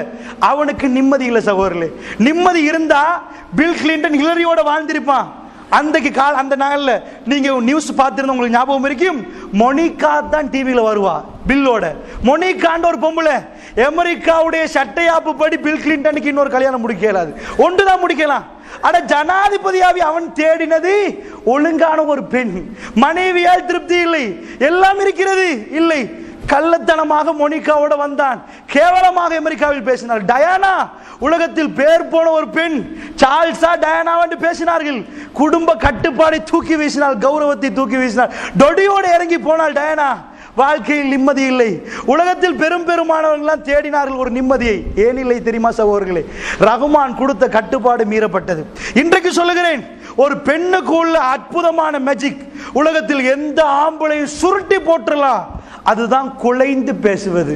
அது இல்லாமல் போச்சு சகோதரர்களே, இல்லாமல் போச்சு. குலைஞ்சு பேசுறதை விட்டு இவங்க ஆம்பளை மாதிரி பேச ஆரம்பிச்சாங்க. காரணம் 1960க்கு பிறகுல இருந்து பைஸ்கோப்ல இருந்து, ஹாலிவுட்ல இருந்து, பாலிவுட்ல இருந்து சமத்துவத்தை பத்தி பெண்கள் பேச ஆரம்பிச்சாங்க. அதுக்கு முன்னாடி உள்ள அடக்கத்தை நான் சரி என்று சொல்லவில்லை. பாப்புல வந்தா காலை கழுவுறது, இப்படி எட்டி பார்க்கிறது, இது இல்லை. ஆனால் ஒரு கட்டுக்கோப்பு இருக்க வேண்டும், தலைவனுக்கு ஒரு மதிப்பு இருக்க வேண்டும் சகோதரர்களே. தெளிவாக திறந்து விட்டார்கள். எதையும் பேசி எதையும் மடி. எல்லா நாடகத்தை பார்த்தார்கள். இந்தியாவில் போற எல்லா நாடகமும் பெண்ணாதிக்கம் சகோதரர்களே, எல்லாம் பெண்ணாதிக்கம். Brain wash. கல்யாணம் முடிக்கிற ஒரு பொம்பளை கணவனுக்கு என்னடான்னு பேசுறார். எல்லாம் முடிந்து விட்டது. குலைந்து பேசுவதை விட்டு கண்டதுக்கு தொட்டதுக்கு எல்லாத்துக்கும் கோபம் வருகிறது. எங்கால பார்த்தார்கள்? இன்றைக்கு ஒரு 20 ஆண்டுகளுக்கு முன்னாடி நெஞ்சில் கை வைத்து சொல்லுங்கள். பெண்களிடம் கேட்டு பார்ப்போம், ஆண்கள்ட்ட கேட்டு பார்ப்போம், எப்படி வாழ்க்கைன்னு கேளுங்க. அந்த அடக்கம் ஒழுக்கம் இருக்கும். ஆனா ஆணாதிக்கம் கூடியிருக்கும். அதுவும் பிழைத்தான். ஆணுடைய ஆதிக்கம் கொஞ்சம் கூடியிருக்கும். சகோதரர்களை, நான் உங்களுக்கு ஏன் இதை சொல்லுகிறேன் என்று சொன்னால், குலைந்து பேசணும் உங்க மனைவி, அதுக்கு ட்ரெயின் பண்ணுங்க. பேசாட்டி ட்ரெயின் பண்ணுங்க. அது எப்படி ட்ரெயின் பண்ணுது? இருந்து சொல்லுங்க, வெக்கத்தை விட்டு சொல்லுங்க. இது குடும்பத்துக்குள்ள ஃபர்ஸ்ட்டுக்கு வரணும். இன்றைக்கு என்ன ஆகுது? அல்லாஹ் சொன்னானே, பிற ஆண்களோட பேசாத. அப்போ உன்னுடைய கணவனோட பேசு. பிற ஆண்களோட இன்றைக்கு என்ன நடக்குது? எங்கேயாவது போறது, ஹலோ ஹவா, நல்லா பேசுறாங்க, நல்லா பேசுறாங்க. இந்த தாத்தா தங்கச்சியாவி அப்புறம் ஒரு ரெஸ்டாரண்ட்ல இதாகுவாங்க. நான் என்ன சொல்ல வரேன், வீட்டில் உங்க பொண்ணு கணவன் நிற்கிறான், கதவை தட்டி ஒருத்தர் கேட்கிறார், அதுக்காக வேண்டி இல்லை அப்படின்னு உரம பதில் சொல்ல தேவையில்லை. அவர் இல்லை, அந்த குழஞ்சு சொல்லுவாங்களே, இல்லையே உட்காருங்களே, வந்து போற பாப்பமே. இதுவே அவனுக்கு ஒரு மாதிரி இருக்கு, என் பொண்டாட்டியோட நல்லா பேசுறாவே, அவன் மயங்கிடுவான். அதுக்காக கனவு கள்ள தூக்கி போடுவோம் பாரு இந்த டைம்ல வந்தா. அப்படி சொல்ல வேண்டிய தேவையில்லை. அவர் இல்லை, வந்தா சொல்றேன், விஷயம் முடியுது சகோதரர்களே. இப்படி பேசவில்லை சகோதரர்களே. பிள்ளைகள் இருக்கிறது. அல்லாஹ் மீது ஆணை, இந்த சமுதாயத்தில் நடந்தது உங்களுக்கு சொல்றேன். அல்லாஹ் மீது ஆணை, வல்லாஹி, முகம் மறைத்த ஒரு பெண், அடையாளம் காட்டுவதற்கு சொல்லவில்லை, இந்த ஊரெல்லாம் சொல்ல மாட்டேன். பேஷண்டாக மௌலவி ஒருவர் வந்தார், அழுது என் ஆபீஸை வந்து கதவை பூட்டி திரும்பி பார்த்தார். பின்னாடி யாராவது வருவாங்களா? தடமாறுகிறார். என்னன்னு கேட்டேன். அரபியில் அவ்வளவு பாண்டித்யம் பெற்ற ஒரு ஆள். அவருக்கு 5 பிள்ளை சகோதரர்களே, 5 பிள்ளை. அவருடைய பொண்டாட்டி முகம் மறைக்கிறோம். பேச ஆரம்பித்தார், கதையை கொப்பளித்தார். என்ன ஆகியிருக்கிறது சகோதரர்களே? முகம் மறைத்த அந்த பெண் குடும்ப வாழ்க்கையிலிருந்து அப்பாற்பட்டு போயிட்டார். வேற ஒரு ஆணோடு. ஏன்? ஒரு மிஸ்டேக். ஹாஸ்பிட்டல்ல ஒரு நாள் தன்னுடைய வீட்டுக்கு இன்னொரு மௌலவி தான் அவரும் கம்ப்யூட்டர் ரிப்பேர் பண்ண வர்றார். இப்படி வந்து பழக்கம். ஒரு நாள் ஹாஸ்பிட்டல்ல புள்ளைக்கு சோமில்லை என்பதற்காக வேண்டி இவர் பொண்டாட்டி நிக்கிறது கஷ்டம், கவர்மெண்ட் ஹாஸ்பிட்டல் நான் நிக்கிறேன், நீங்க போமாண்டு பிள்ளைய பார்க்க வந்த அந்த மௌலவி அவர்கிட்ட சொல்ற, கொஞ்சம் ஆட்டோ ஏத்தி அனுப்பிடுங்க. அவ்வளவுதான் சகோதரர்களே, கொஞ்சம் ஆட்டோ ஏத்தி அனுப்பிடுங்க. அன்றைக்கு அவ்வளவுதான் அவர்கள் 2 பேருக்குள்ள உறவு உண்டாகிறது. எங்க போகுது இவருக்கு விளங்குது. என்ன பிரச்சனை? கடுமையான கஷ்டம். உம்ராவுக்கு போறார், பாவ மன்னிப்பு கேட்போம். அல்லாஹ் மீதானையாக அழுது பேசுறார். சொன்னார், பெட்ஷீட்டால் போத்தி உம்ராவிலே நாம எல்லாம் தூங்குறோம். என் பொண்டாட்டி பெட்ஷீட்டால போத்தி இருந்த, என்னமோ உள்ளுக்குள்ள ஆசை. எடுத்து பார்த்தா போனால் டெக்ஸ்ட் அனுப்புறா, 5 பிள்ளைக்கு உம்மா. நான் உண்மையாக தப்பு நடந்திருந்தால் சொல்லுங்கள், நான் சவுதியை கூட்டி போய் ஹத் அடிக்க வைக்கிறேன் என்றார். சகோதரர்களே, அந்த அளவுக்கு இருக்கிறது. ஏன்? இஸ்லாமிய ஒரு சட்டம் மீறப்பட்டால் குடும்பம் நாசமா போயிடும் சகோதரர்களே. அதனால் பெண், அழகான ஒரு உண்மையான ஒரு பெண் தன் கணவனோட கொஞ்ச வேண்டும் சகோதரர்களே. அந்த மாதிரி அழகான குரலோட பேச வேண்டும் சகோதரர்களே. அழகு படித்துக் கொள்ளணும், இது ரொம்ப முக்கியம். அதே மாதிரி கணவர்கள் இந்த ரெண்டு சைடும் ஒழுங்கா செய்யணும். இப்ப பாருங்க, பெண்கள் நிறைய ஆண்கள் சொல்லுவாங்க, டாக்டரை பார்க்க போற நேரத்தில் மருந்து எடுக்க போற நேரத்தில் உடுக்கிற மாதிரி கூட உடுக்க மாட்டாவே, ஒழுங்கு அப்படி பசங்க இருக்க மாட்டாவே, நிறைய பேர் கவலைப்படுறாங்க. பெண்கள் புரியணும், அதை தன் கணவனுக்கு முன்னாடி எப்பயும் பியூரா ஒழுங்கா இருக்கணும், கவலைப்படக்கூடாது, கோச்சு கொள்ளக்கூடாது சகோதரர்களே. இன்னைக்கு டிவோர்ஸ் ரேஷியோ கூடுறதுக்கு காரணம் என்ன? சைக்காலஜிக்கல் நீங்க யூஸ் பண்ற ஒரு லேஞ்சி, அதுல ஒரு பெர்ஃபியூம் வாசம் இருந்தா ரசூலுல்லாஹ் அவ்வளவு அழகா சொல்லி தந்துட்டார். அல்லாஹ்வுடைய தூதருக்கு அத்தாரண்டா அவ்வளவு பிடிக்கும், மனம் மண்டல் அவ்வளவு வாசம் அல்லாஹ்வுடைய தூதருக்கு பிடிக்கும். எப்பயும் வாயை ஒழுங்காக துப்புரவு செய்வார்கள் ரசூலுல்லாஹ், அந்த மாதிரி இருப்பார்கள் அல்லாஹ்வுடைய தூதர். நான் என்ன சொல்ல வர, இந்த ஊத்தைகள் நாத்தம் உங்க குடும்பத்தை பிரிக்கும் சகோதரர்களே. என்ன ஆகுது? வீட்டுக்கு போன ஒரு ஆம்பளை 10 நாளைக்கு ஒரே சாரம் சகோதரர்களே, எடுத்து மோந்து பார்த்தா வினாக்கிரி நாத்தத்தை விட மோசம் அந்த நாத்தம், அவ்வளவு கப்படிக்குது அந்த நாத்தத்தில், அந்த அளவுக்கு நாத்தமா இருக்குது. பெண்களை பொறுத்தவரை 4 நாளைக்கு ஒரே கவுன் சகோதரர்களே, கிட்ட வந்தா நாத்தம் அடிக்கும். நாத்தங்கள் சேர்கிற நேரத்தில் சகோதரர்களே, நாத்தம் அடிக்கிற நேரம் ஒரு நல்ல ஒரு உணர்வு வராது. ஓப்பனாக பேசுறேன் சகோதரர்களே, ஏன்னா திருந்த வேண்டும், மாறணும் என்ற உணர்வுல பேசுறேன். நீங்கள் எப்பொழுதும் 5 வாட்டி தொழுகைக்காக வேண்டி தயாராகிற சமுதாயம், எப்பயுமே நீங்கள் அழகா பள்ளிவாசலுக்கு எப்படி வர்றீர்களோ அந்த மாதிரி நிரப்பமா சுத்தமா வீட்டில் இருந்து பாருங்க சகோதரர்களே. அது உங்களுக்குள்ள வாழ்க்கையில் ஒரு பெரிய திருப்பு முனை உண்டாக்கும், பெரிய ஒரு மாற்றத்தை உண்டாக்கும். வீடை கிளீனா வைங்க சகோதரர்களே. ஈமான் என்பது எவ்வளவு பெருசு, சுத்தம் அதுல பாதி சகோதரர்களே, சுத்தம் அதுல பாதி. தேவையில்லாமல் எல்லாம் புழுவெடுக்க சொல்லவில்லை, தேவையில்லாமல் குளிக்க சொல்லவில்லை அல்லாஹ். இதெல்லாம் குடும்ப வாழ்க்கை. வீடு தானே, நைட்ல ஒரு பாடி வாஷ் எடுக்கிறதுக்கு அவருக்கு மாச்சல். இப்படியே போனால் சகோதரர்களே அசுத்தம் உண்டாகும், அங்க சைத்தான் நுழைவான் சகோதரர்களே. ஜப்பான் ஹிரோஷிமா நாகசாக்கிக்கு பாம்பு போடப்படுகிறது, அணுகுண்டு போடப்படுற நேரம் சகோதரர்களே, ஜப்பான்ல அணுகுண்டு போட்ட பிறகு நிறைய பிள்ளைகள் பிறகுது, கை முடங்கி கண்ணெல்லாம் ஒரு மாறி. ஜப்பான் டோக்கியோ ஹிரோஷிமால ஒரு போட் தொங்க போட்டார்கள். என்ன விஞ்ஞானிகள் கூடி சொன்னார்கள், 75 ஆண்டுகளாக இந்த மண்ணில் மரம் முளைக்காது என்றார்கள். ஜப்பானியர்கள் எல்லாம் சேர்ந்து கொண்டு சொன்னார்கள், 75 ஆண்டுகளுக்குள்ள நாம் மரம் முளைக்க வைப்போம் என்றார்கள் சகோதரர்களே. என்னாச்சு? ஜப்பானுடைய பொருளாதாரம் ஃபுகுஷிமாவுக்கு கிட்டத்தில் ஒரு சுனாமி அடிச்சிச்சு. ஃபுகுஷிமா மின்னணு நிலையம் என்றால் சகோதரர்களே, ஜப்பான் பிரதமர் ஒரு தண்ணி கிளாஸை காட்டி சொல்றார், இதுல நாங்கள் கரண்ட் உண்டாக்குவோம், 50% தான் எங்களுக்கு தேவை. சகோதரர்களே, நம்ம நாட்டில் கரண்ட் யூனிட்டுக்கு எவ்வளவு கொடுக்கிறார்கள், அவ்வளவு இதானவர்கள். சுனாமி வந்து அதை தாக்கிச்சு ஜப்பானுடைய இதயம் சகோதரர்களே. ஆனால் இன்றைக்கும் ஜப்பான் G8 8 பலமான உலகத்தில் உள்ள பலமான நாடுகளில் பொருளாதாரம் சிக்கி சேதாரமானாலும் 8 பலமான நாடுகள் இருக்கிறது. போய் கேட்டா என்னன்னு கேட்டா, செய்ரி சைத்தோம் சைசோ சைக்கத்து சிட்சுக்கு என்பார்கள் சகோதரர்களே. இந்த 5 என்னடா செய்ரி சைத்தோம் சைசோ சிட்சுக்கு? சுத்தமாக இருப்பது சகோதரர்களே, ஒழுக்கமாக வாழுவது, இவ்வளவுதான் சகோதரர்களே. அதுதான் வாழ்க்கை. நான் என்ன சொல்ல வரேன்டா, வீடை சுத்தப்படுத்துக்க போய் அதுல மலக்குமார்கள் வர வேண்டும் சகோதரர்களே. உங்களுக்கு நல்ல வைங்க வீடை, தேவையில்லாத பொருட்கள் இருந்தால் வீசிருங்க சகோதரர்களே. நிறைய பெண்களை பார்த்திருக்கிற, ஒரு ஏங்கர் கார்ட்போர்ட் எடுப்பார்கள், வைப்பார்கள், ஏங்கரை வாங்குவார்கள், கார்ட்போர்ட் இருக்கும், வீசுங்கப்பான்னு சொன்னா அநியாயம், காத்து அடிக்காவது உதவுமேண்டுவார்கள். அவ்வளவுதான் போச்சு கதை, குடும்பமே முடிஞ்சு போச்சு சகோதரர்களே. வீசிருங்க, இதுதான் சட்டம். எது உங்களுக்கு, நீங்க எந்த தேவைக்கு எந்த ஒரு பொருளும் தேவையாக இருந்தால் அது தேவையான பொருளை தேவையான இடத்துல வைக்கணும். ஒரு கம்ப்யூட்டர் வாங்கணுமா, உலகத்தில் அங்கீகாரப்பட்ட தியரி என்னண்டா, கம்ப்யூட்டர் வாங்குறதுக்கு முன்னாடி அதுக்குரிய வைக்கிற டேபிளை வாங்கணும். ஷூ வாங்கணுமா, அதுக்கு முன்னாடி ஷூ ரேக் வாங்கணும். ஷூ ரேக் வாங்காமல் ஷூ வாங்கக்கூடாது சகோதரர்களே, இதுதான் சட்டம். நாம் என்ன செய்வது, ஷூவை வாங்கி கொடுக்கறது, ஷூ ரேக் இல்லை, எடுத்து போடுவான் பொடியன், காலில் உள்ள செருப்பு வீசிப்பட்டு அப்படி சோஃபா கடையில் போயிடும். காலையில் பார்த்து அதை தேடுறதுக்கு ஒரு பெரிய பிரச்சனை. சகோதரர்களே, வீடை சுத்தமாக வைக்கணும். உலகத்துக்கு முன்மாதிரி நாங்கள். ஐரோப்பா அவன் சுத்தமாக வைத்திருக்கிறான். முஸ்லிம்களுடைய வீடு எப்படி இருக்கிறது?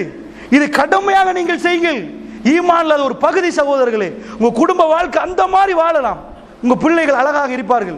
எல்லாத்தையும் ஒழுக்கமாக அந்தந்த இடத்துல வைங்கள், சுத்தமாக உங்களுடைய வீடை வைங்க. அல்லாஹ்வுடைய அருள் உங்களுக்கு வரும் சகோதரர்களே.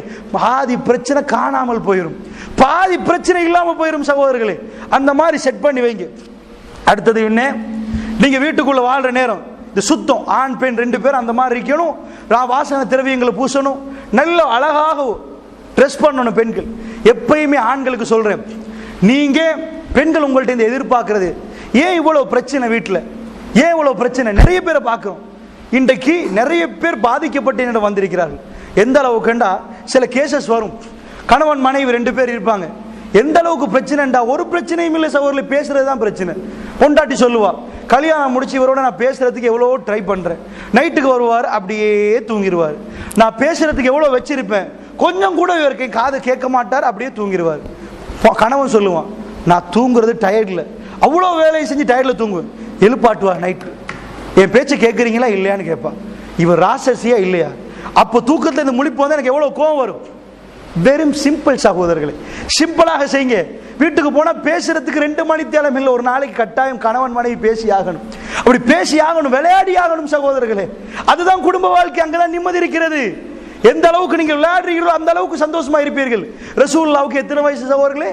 ஆயிஷா நாயகிக்கும் ரசூலுல்லாஹ்வுக்கு எத்தனை வயசு டிஃபரெண்ட் நீங்க நினைக்கிறீங்க? எத்தனை வயசு டிஃபரெண்ட்? நபிகள் நாயகம் ஸல்லல்லாஹு அலைஹி வஸல்லம் மரணிக்கிற நேரம் ஆயிஷா நாயகி வயசு 18 தான் சகோதரர்களே. அவ்வளவு டிஃபரெண்ட் அல்லாஹ்வுடைய தூதருக்கும் ஆயிஷா ரலியல்லாஹு 40 வருஷத்துக்கு மேல டிஃபரெண்ட். அந்த அளவு டிஃபரெண்ட் இருந்துக்கு. ஒரு இடம் இருக்குது, அந்த இடத்துக்கு வளமையாக அரபிகள் போனால் ஓடுவார்கள். ஓடுற திடல் சஹாபாக்களை முன்னாடி அனுப்பிவிட்டு ரசூல் ஆயிஷா நாயிட்ட கேட்கிறாங்க, ஆயிஷா ஓடுவோமான்னு கேட்கிறார்கள். சரி யார சொல்லலாம், ஓடுவோம் என்றார்கள். 2 பேரும் ஓடுறார்கள்.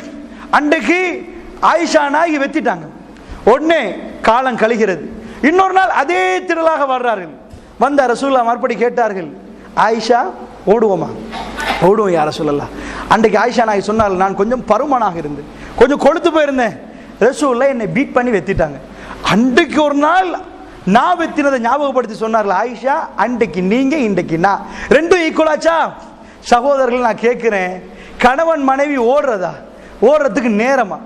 சகோதரர்களே, பள்ளிவாசல் ஹஸ்ரத் ஓடிட்டான்னு வைங்க, பெட்டி படுக்கையோட போயிட்டு வா பாப்பா, நீ பொண்டாட்டியோட ஓடுற ஆளா போச்சு, இது என்ன இங்க ஓடுறான்னு கேட்பார்கள். சகோதரர்களே, எப்படி விளையாடினார்கள் பாருங்கள். அதுக்காக வேண்டி எல்லாருக்கும் பப்ளிக்காக சொல்லவில்லை, பப்ளிக்கா விளையாட சொல்லவில்லை. இப்படி இன்றைக்கு கேட்டால் இந்த கிழடருக்கு தேவை, இந்த கிழவை இவருக்கு ஒரு ரேஸ் வேறு அப்படின்னு ஒரு கிழவன் ஓடினாரண்டா பொண்டாட்டியோட கேட்பார். பாருங்களேன், கொஞ்சம் விதத்தை பாருங்களேன் சகோதரர்களே. அதுதான் பெருமானாருக்கு எவ்வளவு வேலை சகோதரர்களே, எவ்வளவு வேலை நினைக்கிறீர்கள். அவ்வளவுக்கு மத்தியில் ஆயிஷா நாய்க்கு ஒரு குறை வைத்ததில்லை, எந்த மனைவிக்கு வைத்ததில்லை சகோதரர். அப்படி ரேஸ் ஓடுறார்கள் என்றால் என்ன, ஆயிஷ் என்று அன்பாக மனைவியை கூப்பிடுவார்கள். ஆயிஷா நாய் சொல்ல, எனக்கு எத்தனையோ பேர் வைப்பார் ரசூலுல்லாஹ், ஆயிஷ் ஆயிஷ் என்று அழகாக கூப்பிடுவார் ரசூலுல்லாஹ், ரொம்ப விருப்பமாக இருக்கும் எனக்கு. அவ்வளவு அழகாக பெருமானார் ஆயிஷா நாயகியோடு பழகி இருக்கிறார்கள். இன்னும் சொல்ல போனால், வானா ஆஹில், நான் ஹைலாக இருப்பேன், கடுமையான வருத்தம் வரும் மாதவிடாய் நேரம். பெருமானார் ஸல்லல்லாஹு அலைஹி வஸல்லம், நான் இறைச்ச கடிப்பேன், கடிச்சிட்டு வைத்தால் ஆயிஷா எந்த இடத்தில் கடித்தா என்று கேட்பார்கள். யார சொல்லலாம் இப்படி என்றுவேன், அதே இடத்தால் அந்த நேரம் கடிப்பார். எனக்கு வருத்தம் என் பக்கத்திலே இருப்பதாக அவர் சொல்லுவார். ஏது கடுமையான வருத்தம் வர்ற நேரத்தில் மனைவி பக்கத்திலே இருந்து உன்னையோட நான் இருக்கிறேன் உணர்த்துறது தான் சகோதரர்களை இறைச்சை கடிப்பது சகோதரர்களை. அந்த மாதிரி ஆயிஷா நாய் சொன்ன, வான ஆஹில், நான் ஹைலாக இருப்பேன், மாதவிடா இருப்பேன். பெருமானார் வேணுமென்று என் மடியில் சாய்ந்து கொண்டு குர்ஆன் ஓதுவார்கள். இந்த ஹதீஸை சொன்னால் எல்லாருக்கும் சாஞ்சிட்டு குர்ஆன் ஓதலாம் இல்லையா, பெட்ல போத்து கொண்டே குர்ஆன் ஓதி வச்சிருவார்கள். இது எதுக்கு? சாஞ்சு கொண்டு குர்ஆன் ஓதுறதுக்கு ஆதாரம் எடுப்பார்களே தவிர. பெருமானார் ஏன் அதை செய்தார்கள்? நான் ஹைலாக இருக்கிறேன், கடுமையான வேதனை, என் காதுக்கு குர்ஆன் கேட்கும். அப்ப நான் அப்படி ரசூலுல்லாஹ் மடியில் சாய்வார்கள். ரசூலுல்லாஹ் மடியில் சாய்ந்தால் என் பக்கத்தில் ஒரு ஆறுதல், மனசுக்கு ஒரு நிம்மதி, எனக்கு வருத்த நேரம் என் மாப்பிள்ளை பக்கத்தில் என்று. இப்ப பெருமானார் ஸல்லல்லாஹு அலைஹி வஸல்லம் குர்ஆன் ஓதுவார்கள். சகோதரர்களே, எவ்வளவு பிஸி, எப்படி வாழ்க்கை, எவ்வளவு சொல்ல வேண்டும் சகோதரர்களே, பெருமானாரை பத்தி எவ்வளவு சொல்ல வேண்டும். இன்றைக்குள்ள வாழ்க்கையில ஏன் இதெல்லாம் இல்லை? இவர்களுக்குள் இந்த ஒழுக்கமே இல்லை சகோதரர்களே. வெளியே போற நேரம் அந்த மாதிரி உடுக்கிறார்கள், பிற ஆண்கள் கவரப்பட்டு நாசமா போறார்கள். பின்னாடி 10 பேர் போக அந்த பெண்ணுடைய வாழ்க்கையே நாசம் சகோதரர்களே. அதுக்காக வேண்டி சொல்ற அல்லாஹ்வுடைய நல்லடியார்களே, புரிந்து கொள்வதற்கு சொல்றேன். ஒரு ஆண் பெண் வீட்டில் எப்படி நடக்கணும். நீங்க திருமணம் ஆன பிறகு ஒரு பெண் வீட்டில், அவர் ஆணை பொறுத்தளவுல எப்பயுமே நீங்க ஒர்க் பண்றீங்க, வேலை தரத்தில் இருக்க போக்கில் நீங்க ஒரு கணவன், ஒரு பெரிய பாஸ். அதே வீட்டுக்கு போய் நீங்க ராத்திரி 2:30 மணிக்கு செக் எழுதினா அவர் லேபர், நீங்க ஒரு பாஸ்ஸா இருக்கிறீங்க. நீங்க ராவு போய் கணக்கு பார்த்து இன்னும் கால்குலேட்டர்ல அடிக்கிறீங்களா, நீங்க வீட்டுக்கு ஒழுங்கான கணவன் இல்லை. போற நேரம் உங்க கெப்ப கழட்டி வைங்க.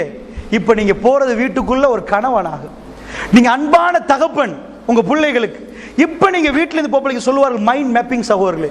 அங்க இருந்து வீட்டுக்கு போக்களே உங்க வேலை இங்கிருந்து முடிச்சு பூட்டை போட்டுட்டீங்களா, எல்லாம் கடையில இருந்து முடிச்சாச்சு. இப்போ நினைக்கணும் என் பொண்டாட்டி என்ன படுறாவோ தெரியாது, எவ்வளவு கஷ்டப்பட்டிருப்பாவோ தெரியாது. சகோதரர்கள், ஒரு புல்ல பெத்தெடுக்கிறது என்பது எவ்வளவு கஷ்டம், அது அவர் ஆணுக்கு அல்ல தரவில்லை சகோதரர்களே. எவ்வளவு கஷ்டம். உலகத்தில் உள்ளவர்கள் இன்றைக்கு கண்டுபிடிச்சிருக்கிறாங்க விஞ்ஞானிகள் ஒரு மெஷின், DELL டெல் மெஷின். சகோதரர்களே, கணக்கு கிலோமீட்டர் கணக்கில் நடக்கிறோம், அது கிலோமீட்டர் இத்தனை சொல்லலாம். லிட்டர் கணக்கில் தேங்காய் எடுக்கிறோம், இத்தனை லிட்டர்னு சொல்லலாம். எனக்கு வயிற்று வலிக்குது 10 கிலோமீட்டர்னு சொல்ல இயலாது. 5 கிலோமீட்டர் நெஞ்சு வலிக்குதுன்னு சொன்னா அது எப்படி 5 கிலோமீட்டர் நெஞ்சு வலிக்குன்னு கேட்பாங்க. இப்போ அதை அடிச்சு பார்ப்போம் மெஷின்ல, டெல் 5 டெல் 10. ஒரு ஆள் சாகுறாரு, சக்கராத்து வேதனை மாதிரி ஒரு டைம் அடிச்சு பார்க்குறான், டெல் மெஷின்ல 38 டெல் காட்டுது. ஒரு பிரசவ வேதனை துடிக்கிற ஒரு பொம்பளை, அந்த மாதிரி ஓவர் பிரஷர், மரியம் அலைஹிஸ்ஸலாத்துக்கு வர்ற மாதிரி பிரஷர் இருக்குதா இல்லையா? அவங்க சொன்னாங்களே யாரெல்லாம் என்ன மௌத்தாக்கிடலாம், யாரெல்லாம் அவ்வளோ கஷ்டமாக இருக்கின்றார்களா இல்லையா? அந்த மாதிரி ஒரு பிரசவ வேதனையில் அடிக்கிறான் மெஷினை. அடிச்சு போட்டு சொல்றான் விஞ்ஞானி 56 என்றான். டெல் மெஷின்ல 56 காட்டுது. 56 உனக்கு மொட்டையா சொன்னா புரியாது, எலும்பு முள்ளு எடுத்து காட்டுறான். இதை மாதிரி 20 எலும்பு முள்ள ஒரே அடியா உடைச்சா ஒரு டைம்ல வருமே வேதனை, அதுதான் டெல் 56 என்றான். இதுதான் பிரசவ வேதனை. எல்லாருக்கும் அப்படி இல்லை சவர்களே, கூடி குறையும் சவர்களே. நான் உங்கள்கிட்ட கேட்கிறேன், ஒரு புள்ளையை பெத்தெடுக்கிறது, அந்த பெத்தெடுத்து போட்டு ராத்திரியா முழிக்கணும். நீங்க சில வேளை தூங்கிடுவீங்க, 12:30 மணிக்கு ஒரு தடவை அழுகும், அப்ப பால் கொடுக்கணும். 1:30 மணிக்கு அழுகும், அப்ப பால் கொடுக்கணும். 2:30 மணிக்கு அழுகும். என்ன பெரிய வயசா கல்யாணம் முடிச்சு புதுசுல ஒரு 25, 22, 23, 21 இருப்பார்கள். கொடுத்து கொண்டே இரவு பகல் புளித்து கொண்டே இருக்கணுமே சகோதரர்களே, எவ்வளவெல்லாம் வேதனைப்படணும். இதை பத்தி என்றைக்காவது ஒரு நாள் யோசிச்சிருக்கிறீங்களா? பிஸியான லைஃப்ல பிள்ளைக்காண்டி வாழ்றேன், பொண்டாட்டிக்காண்டி வாழ்றேன் எவ்வளவோ சொல்லியிருப்பீங்க சகோதரர்களே. ஒரு நாளில் பாலை கொடுக்கறதுக்கு அவ படுற பாடு, இரவுல அவ முழிக்கிறா, புள்ள அழுந்ததுக்கு உங்களை மாதிரி அவவும் தூங்கி இருந்தா என்ன ஆளா இருக்கும் சகோதரர்களே. அவ எழுப்பினதுனால தான் நீங்க தூங்கிறீங்க சகோதரர்களே. ஏண்டா அவருடைய கடமையாவே நினைத்தால் புள்ளையோடைய வாழ்க்கையை கொண்டு போனார், அந்த புள்ளையை வளர்க்கணும் என்று. இதை நீங்க நினைச்சு பார்க்காட்டி நியாயமான வாழ்க்கையா சகோதரர்களே? கடையை விட்டு நீங்க திரும்பி போற நேரம் வீட்டுல அவ என்ன கஷ்டப்பட்டிருப்பா, புள்ளையோட எவ்வளவு டயர்டா இருப்பா, என்னெல்லாம் செஞ்சிருப்பா, வீட்டுல என்ன சமைச்சிருப்பா, யோசிச்சுட்டே போங்க. கதவை தட்டி திறந்தா அவங்களுக்குள்ள ஒரு அமைதி வரும், உங்க பொண்டாட்டியோட ஒரு அமைதி வரும். பொண்டாட்டியும் கணவன் வருவதை தயாரானா அவர் எவ்வளவு கஷ்டப்பட்டிருப்பார், காலையிலிருந்து பிள்ளைக்கு அவன் எவ்வளவு இது பண்ணிருப்பார். அவர் வந்து சேரும் வரைக்கும் யோசிச்சு பார்த்தா மைண்ட் மேப்பிங் என்று சொல்லுவார்கள். இப்படி மைண்ட் மேப் பண்ணினால் 2 பேரும் சங்கமம் ஆகிற நேரம் ரொம்ப பலமான ஒரு சங்கமம் உண்டாகும் சகோதரர்களே, ரொம்ப ஒத்துமை உண்டாகும். சின்ன விஷயம் சகோதரர்களே, நினைச்சு பார்ப்பது. ஒரு ஆள் நினைச்சால் போதும், மறுவர் நினைப்பார், அடுத்தவர் நினைப்பார். அதுதான் சகோதரர்களே, கொடுத்தால் கிடைக்கும் என்று வரலாம் இல்லையா? நினைச்சு பாருங்கள், மற்றவர் நினைப்பார். ஆண் மாறினால் போதும், பெண்கள் குயிக்காக மாறுவார்கள். ஆம்பளை மாறணும். ஆனால் இவர் எப்படி வந்து தலையை பிடிச்சு கொண்டே, சில பெண்கள் கேள்வியா கேட்டார்கள் கொழும்பு புரோகிரத்தில், கொழும்புல ஒரு நிகழ்ச்சி செய்யற நேரம் கேட்டார்கள், என் கணவன் என்னை கண்ட உடனே வீட்டுக்குள்ள வரப்போக்கலே தலைவலி என்று வர்றாரு, இது நிஜமான தலைவலியா பொய் தலைவலியா அப்படின்னு கேட்கிறாங்க. ஏண்டா என்னைய கண்டா தானே தலைவலி, ஒரு நல்ல போன் பேசுவார், வெளியே இருந்து நல்ல இது பண்ணுவாரு, ஆனா என்னைய கண்டா தலைவலி. அப்ப நான் மறுபடி சொல்லுவேன், இன்னும் கொஞ்சத்துல முட்டும் சேர்த்து வலிக்குமே, என்னை கண்டுட்டீங்க இல்லையா அப்படின்னு சொல்றேன். இது என்ன, இதுல நிஜமா இதுக்கு என்ன ட்ரீட்மெண்ட் அப்படின்னு கேட்கிறாங்க. அப்படிலாம் இருக்கிறாங்க சகோதரர்களே. ஏண்டா அந்த மாதிரி பிடிக்கல, மனைவியை பார்க்கவே பிடிக்கல. அப்போ ஆட்டோமேட்டிக் அதை சொல்லுவாங்க டிஃபென்ஸ் மெக்கானிசம்.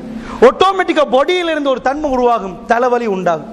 சில ஆண்கள் பேசவே பிடிக்காது, அதனால் வீட்டுக்கு வந்து சத்தமாக டிவியை போட்டு பார்ப்பார்கள். அப்படி இல்லையா பேப்பர் எடுத்து வாசிப்பான், கேட்காத மாதிரி. அவனை பாட்டில் வாசிப்பான், இல்லை கொஞ்சம் கடைக்கு போய் வெளியே போய் வாரணுவான். டிஃபென்ஸ் மெக்கானிசம், பொண்டாட்டியை விட்டு வெறுத்து ஒதுங்கிறது, வாயால சொல்ல முடியாது, அதனால் அப்படியே போவார்கள். சகோதரர்களே, சின்ன விஷயம் சிம்பிளாக மாற்றலாம். நீங்க மாறணும், பெண்கள் மாறுவார்கள். நீங்க மாறணும், அல்லாஹ்வுடைய மார்க். நீங்க நிறைய துஆ கேட்டு விட்டு நீங்க உங்க மனைவியை பத்தி யோசிச்சுட்டு போங்க. உங்க மனைவி உங்களை பத்தி யோசிக்க சொல்லுங்க கொஞ்ச நேரம், இது போதும் சகோதரர்களே. 2 பேர் அவ ரெடியாக இருக்கணும். நீங்க போற நேரத்தில் அவ்வளோ வாசனத்தோட அழகாக ரெடியாக இருக்கணும், அவ்வளோ பசந்தா இருக்கணும். உங்களுக்கு போனா வாஷ் எடுக்கிற மாதிரி ரெடி பண்ணிருக்கணும். இப்படி வீட்டில் நீங்க ஒத்துமையாக சேர்ற நேரம் உங்களுக்குள் இனம் தெரியாத ஒரு பாசம், இனம் தெரியாத ஒரு மரியாதை அவக்குள்ள உண்டாகும். அன்பான ஒரு ஒத்துமையாக நீங்க வாழுவீங்க. இது முக்கியம் சகோதரர்களே. இன்றைக்கு பெண்களை பார்த்தா டாக்டர்கிட்ட போனால் பவுடர் போடணுமா, எல்லாம் போடணுமா, டாக்டர்கிட்ட போய் பார்க்குறான், என்னடா வீட்டில் நைட்டுக்கு அவ்வளோ நாத்தமான கவுன் 4 நாளைக்கு, இவன் ஒரு 10 நாளைக்கு அதே சாரம். ஆனால் வெளியே போன 2 பேரும் ஃப்ரெஷ்ஷாக கொடுக்குறாங்க. யாருக்கு காட்ட சகோதரர்களே? தலைக்கீழே என்று சொன்னா இல்லை, இதுதான் தலைக்கீழே, இதுதான் தலைக்கீழே சகோதரர்களே. இஸ்லாம் அப்படி சொல்லவில்லை. பெண்களை நீங்கள் அலங்கரித்துக் கொள்ளுங்கள் என்று ரசூலுல்லாஹ் தைரியமாக சொன்னார், பகிரங்கமாக சொன்னார். உங்கள் கணவர்களுக்காக நீங்கள் அலங்கரித்துக் கொள்ள வேண்டும் என்றார்கள்.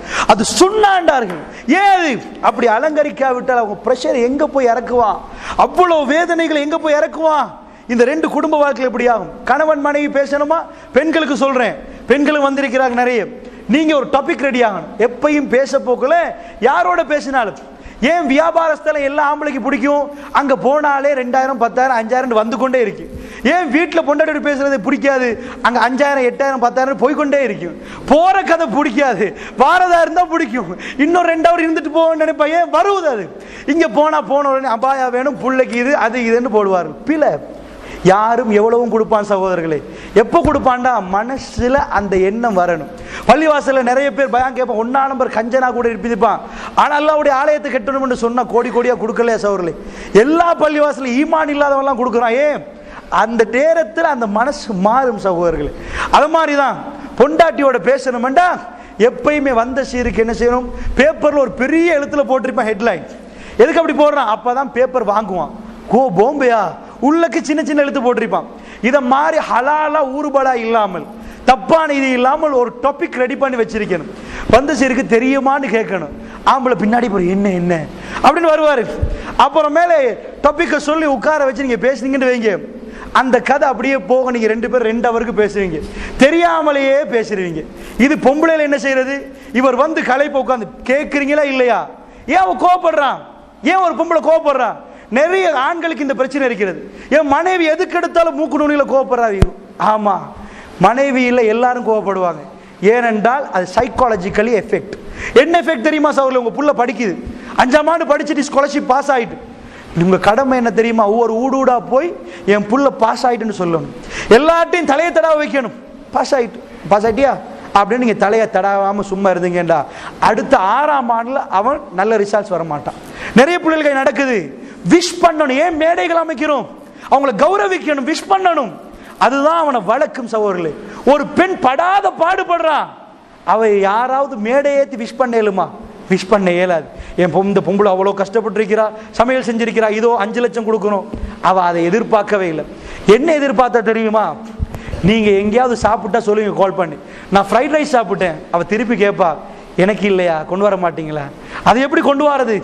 நீங்க வீட்டுக்கு போய் அந்த கடையில் இப்படி சாப்பிட்டு இந்த கடையில் சாப்பிட்டேன், வயிறு எரியும் அவருக்கு.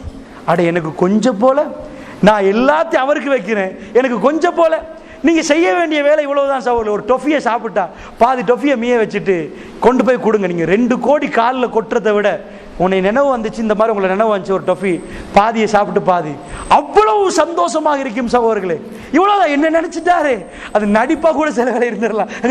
என்ன நினைச்சிட்டாரே என்று சந்தோஷப்படுவா. ஏது அந்த மாதிரி எந்த ஒரு மனுஷனு வேலை செஞ்சு ஒழுங்காக கௌரவிக்கப்படாவிட்டால் அவனுக்கு கோபம் வரும் சகோதரர்களே. இந்த பெண் படாத பாடுபடுறா, அதுக்கு மேல உங்களாட்ட ஏச்சி வாங்கினா சைக்காலஜிக்கலி அவக்குள்ள டிப்ரெஷன் உண்டாகுது, ஸ்ட்ரெஸ் உண்டாகுது. இதெல்லாம் நோய்கள், மனக்கசப்புகள் இது உருளாகுது. அதனால் தொட்டாலும் குத்தம், பட்டாலும் குத்தம். 2 பேரும் 2 திக்குல எது பேசினாலும் பாஞ்சி ஒரு அடி, பாஞ்சி ஒரு பேச்சு, எதுக்கு எடுத்தாலும் கட்டுக்கோப்பில். ஏன் காரணம்? மதிக்கல சகோதரர்களே. ஒரு பெண் செய்யறதை நினைத்து பாருங்கள், அல்லாஹ்வுக்காக சொல்றேன். கொஞ்ச நேரம் நினைச்சு பாருங்க, கண்ணீர் வடிப்பீர்கள் சகோதரர்களே.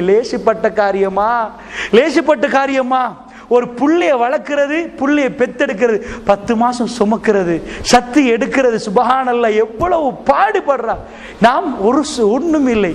எங்களுக்குள்ள விஷயம் சல்லி சம்பாரிச்சு கொடுக்கிறது சகோதரர்களே.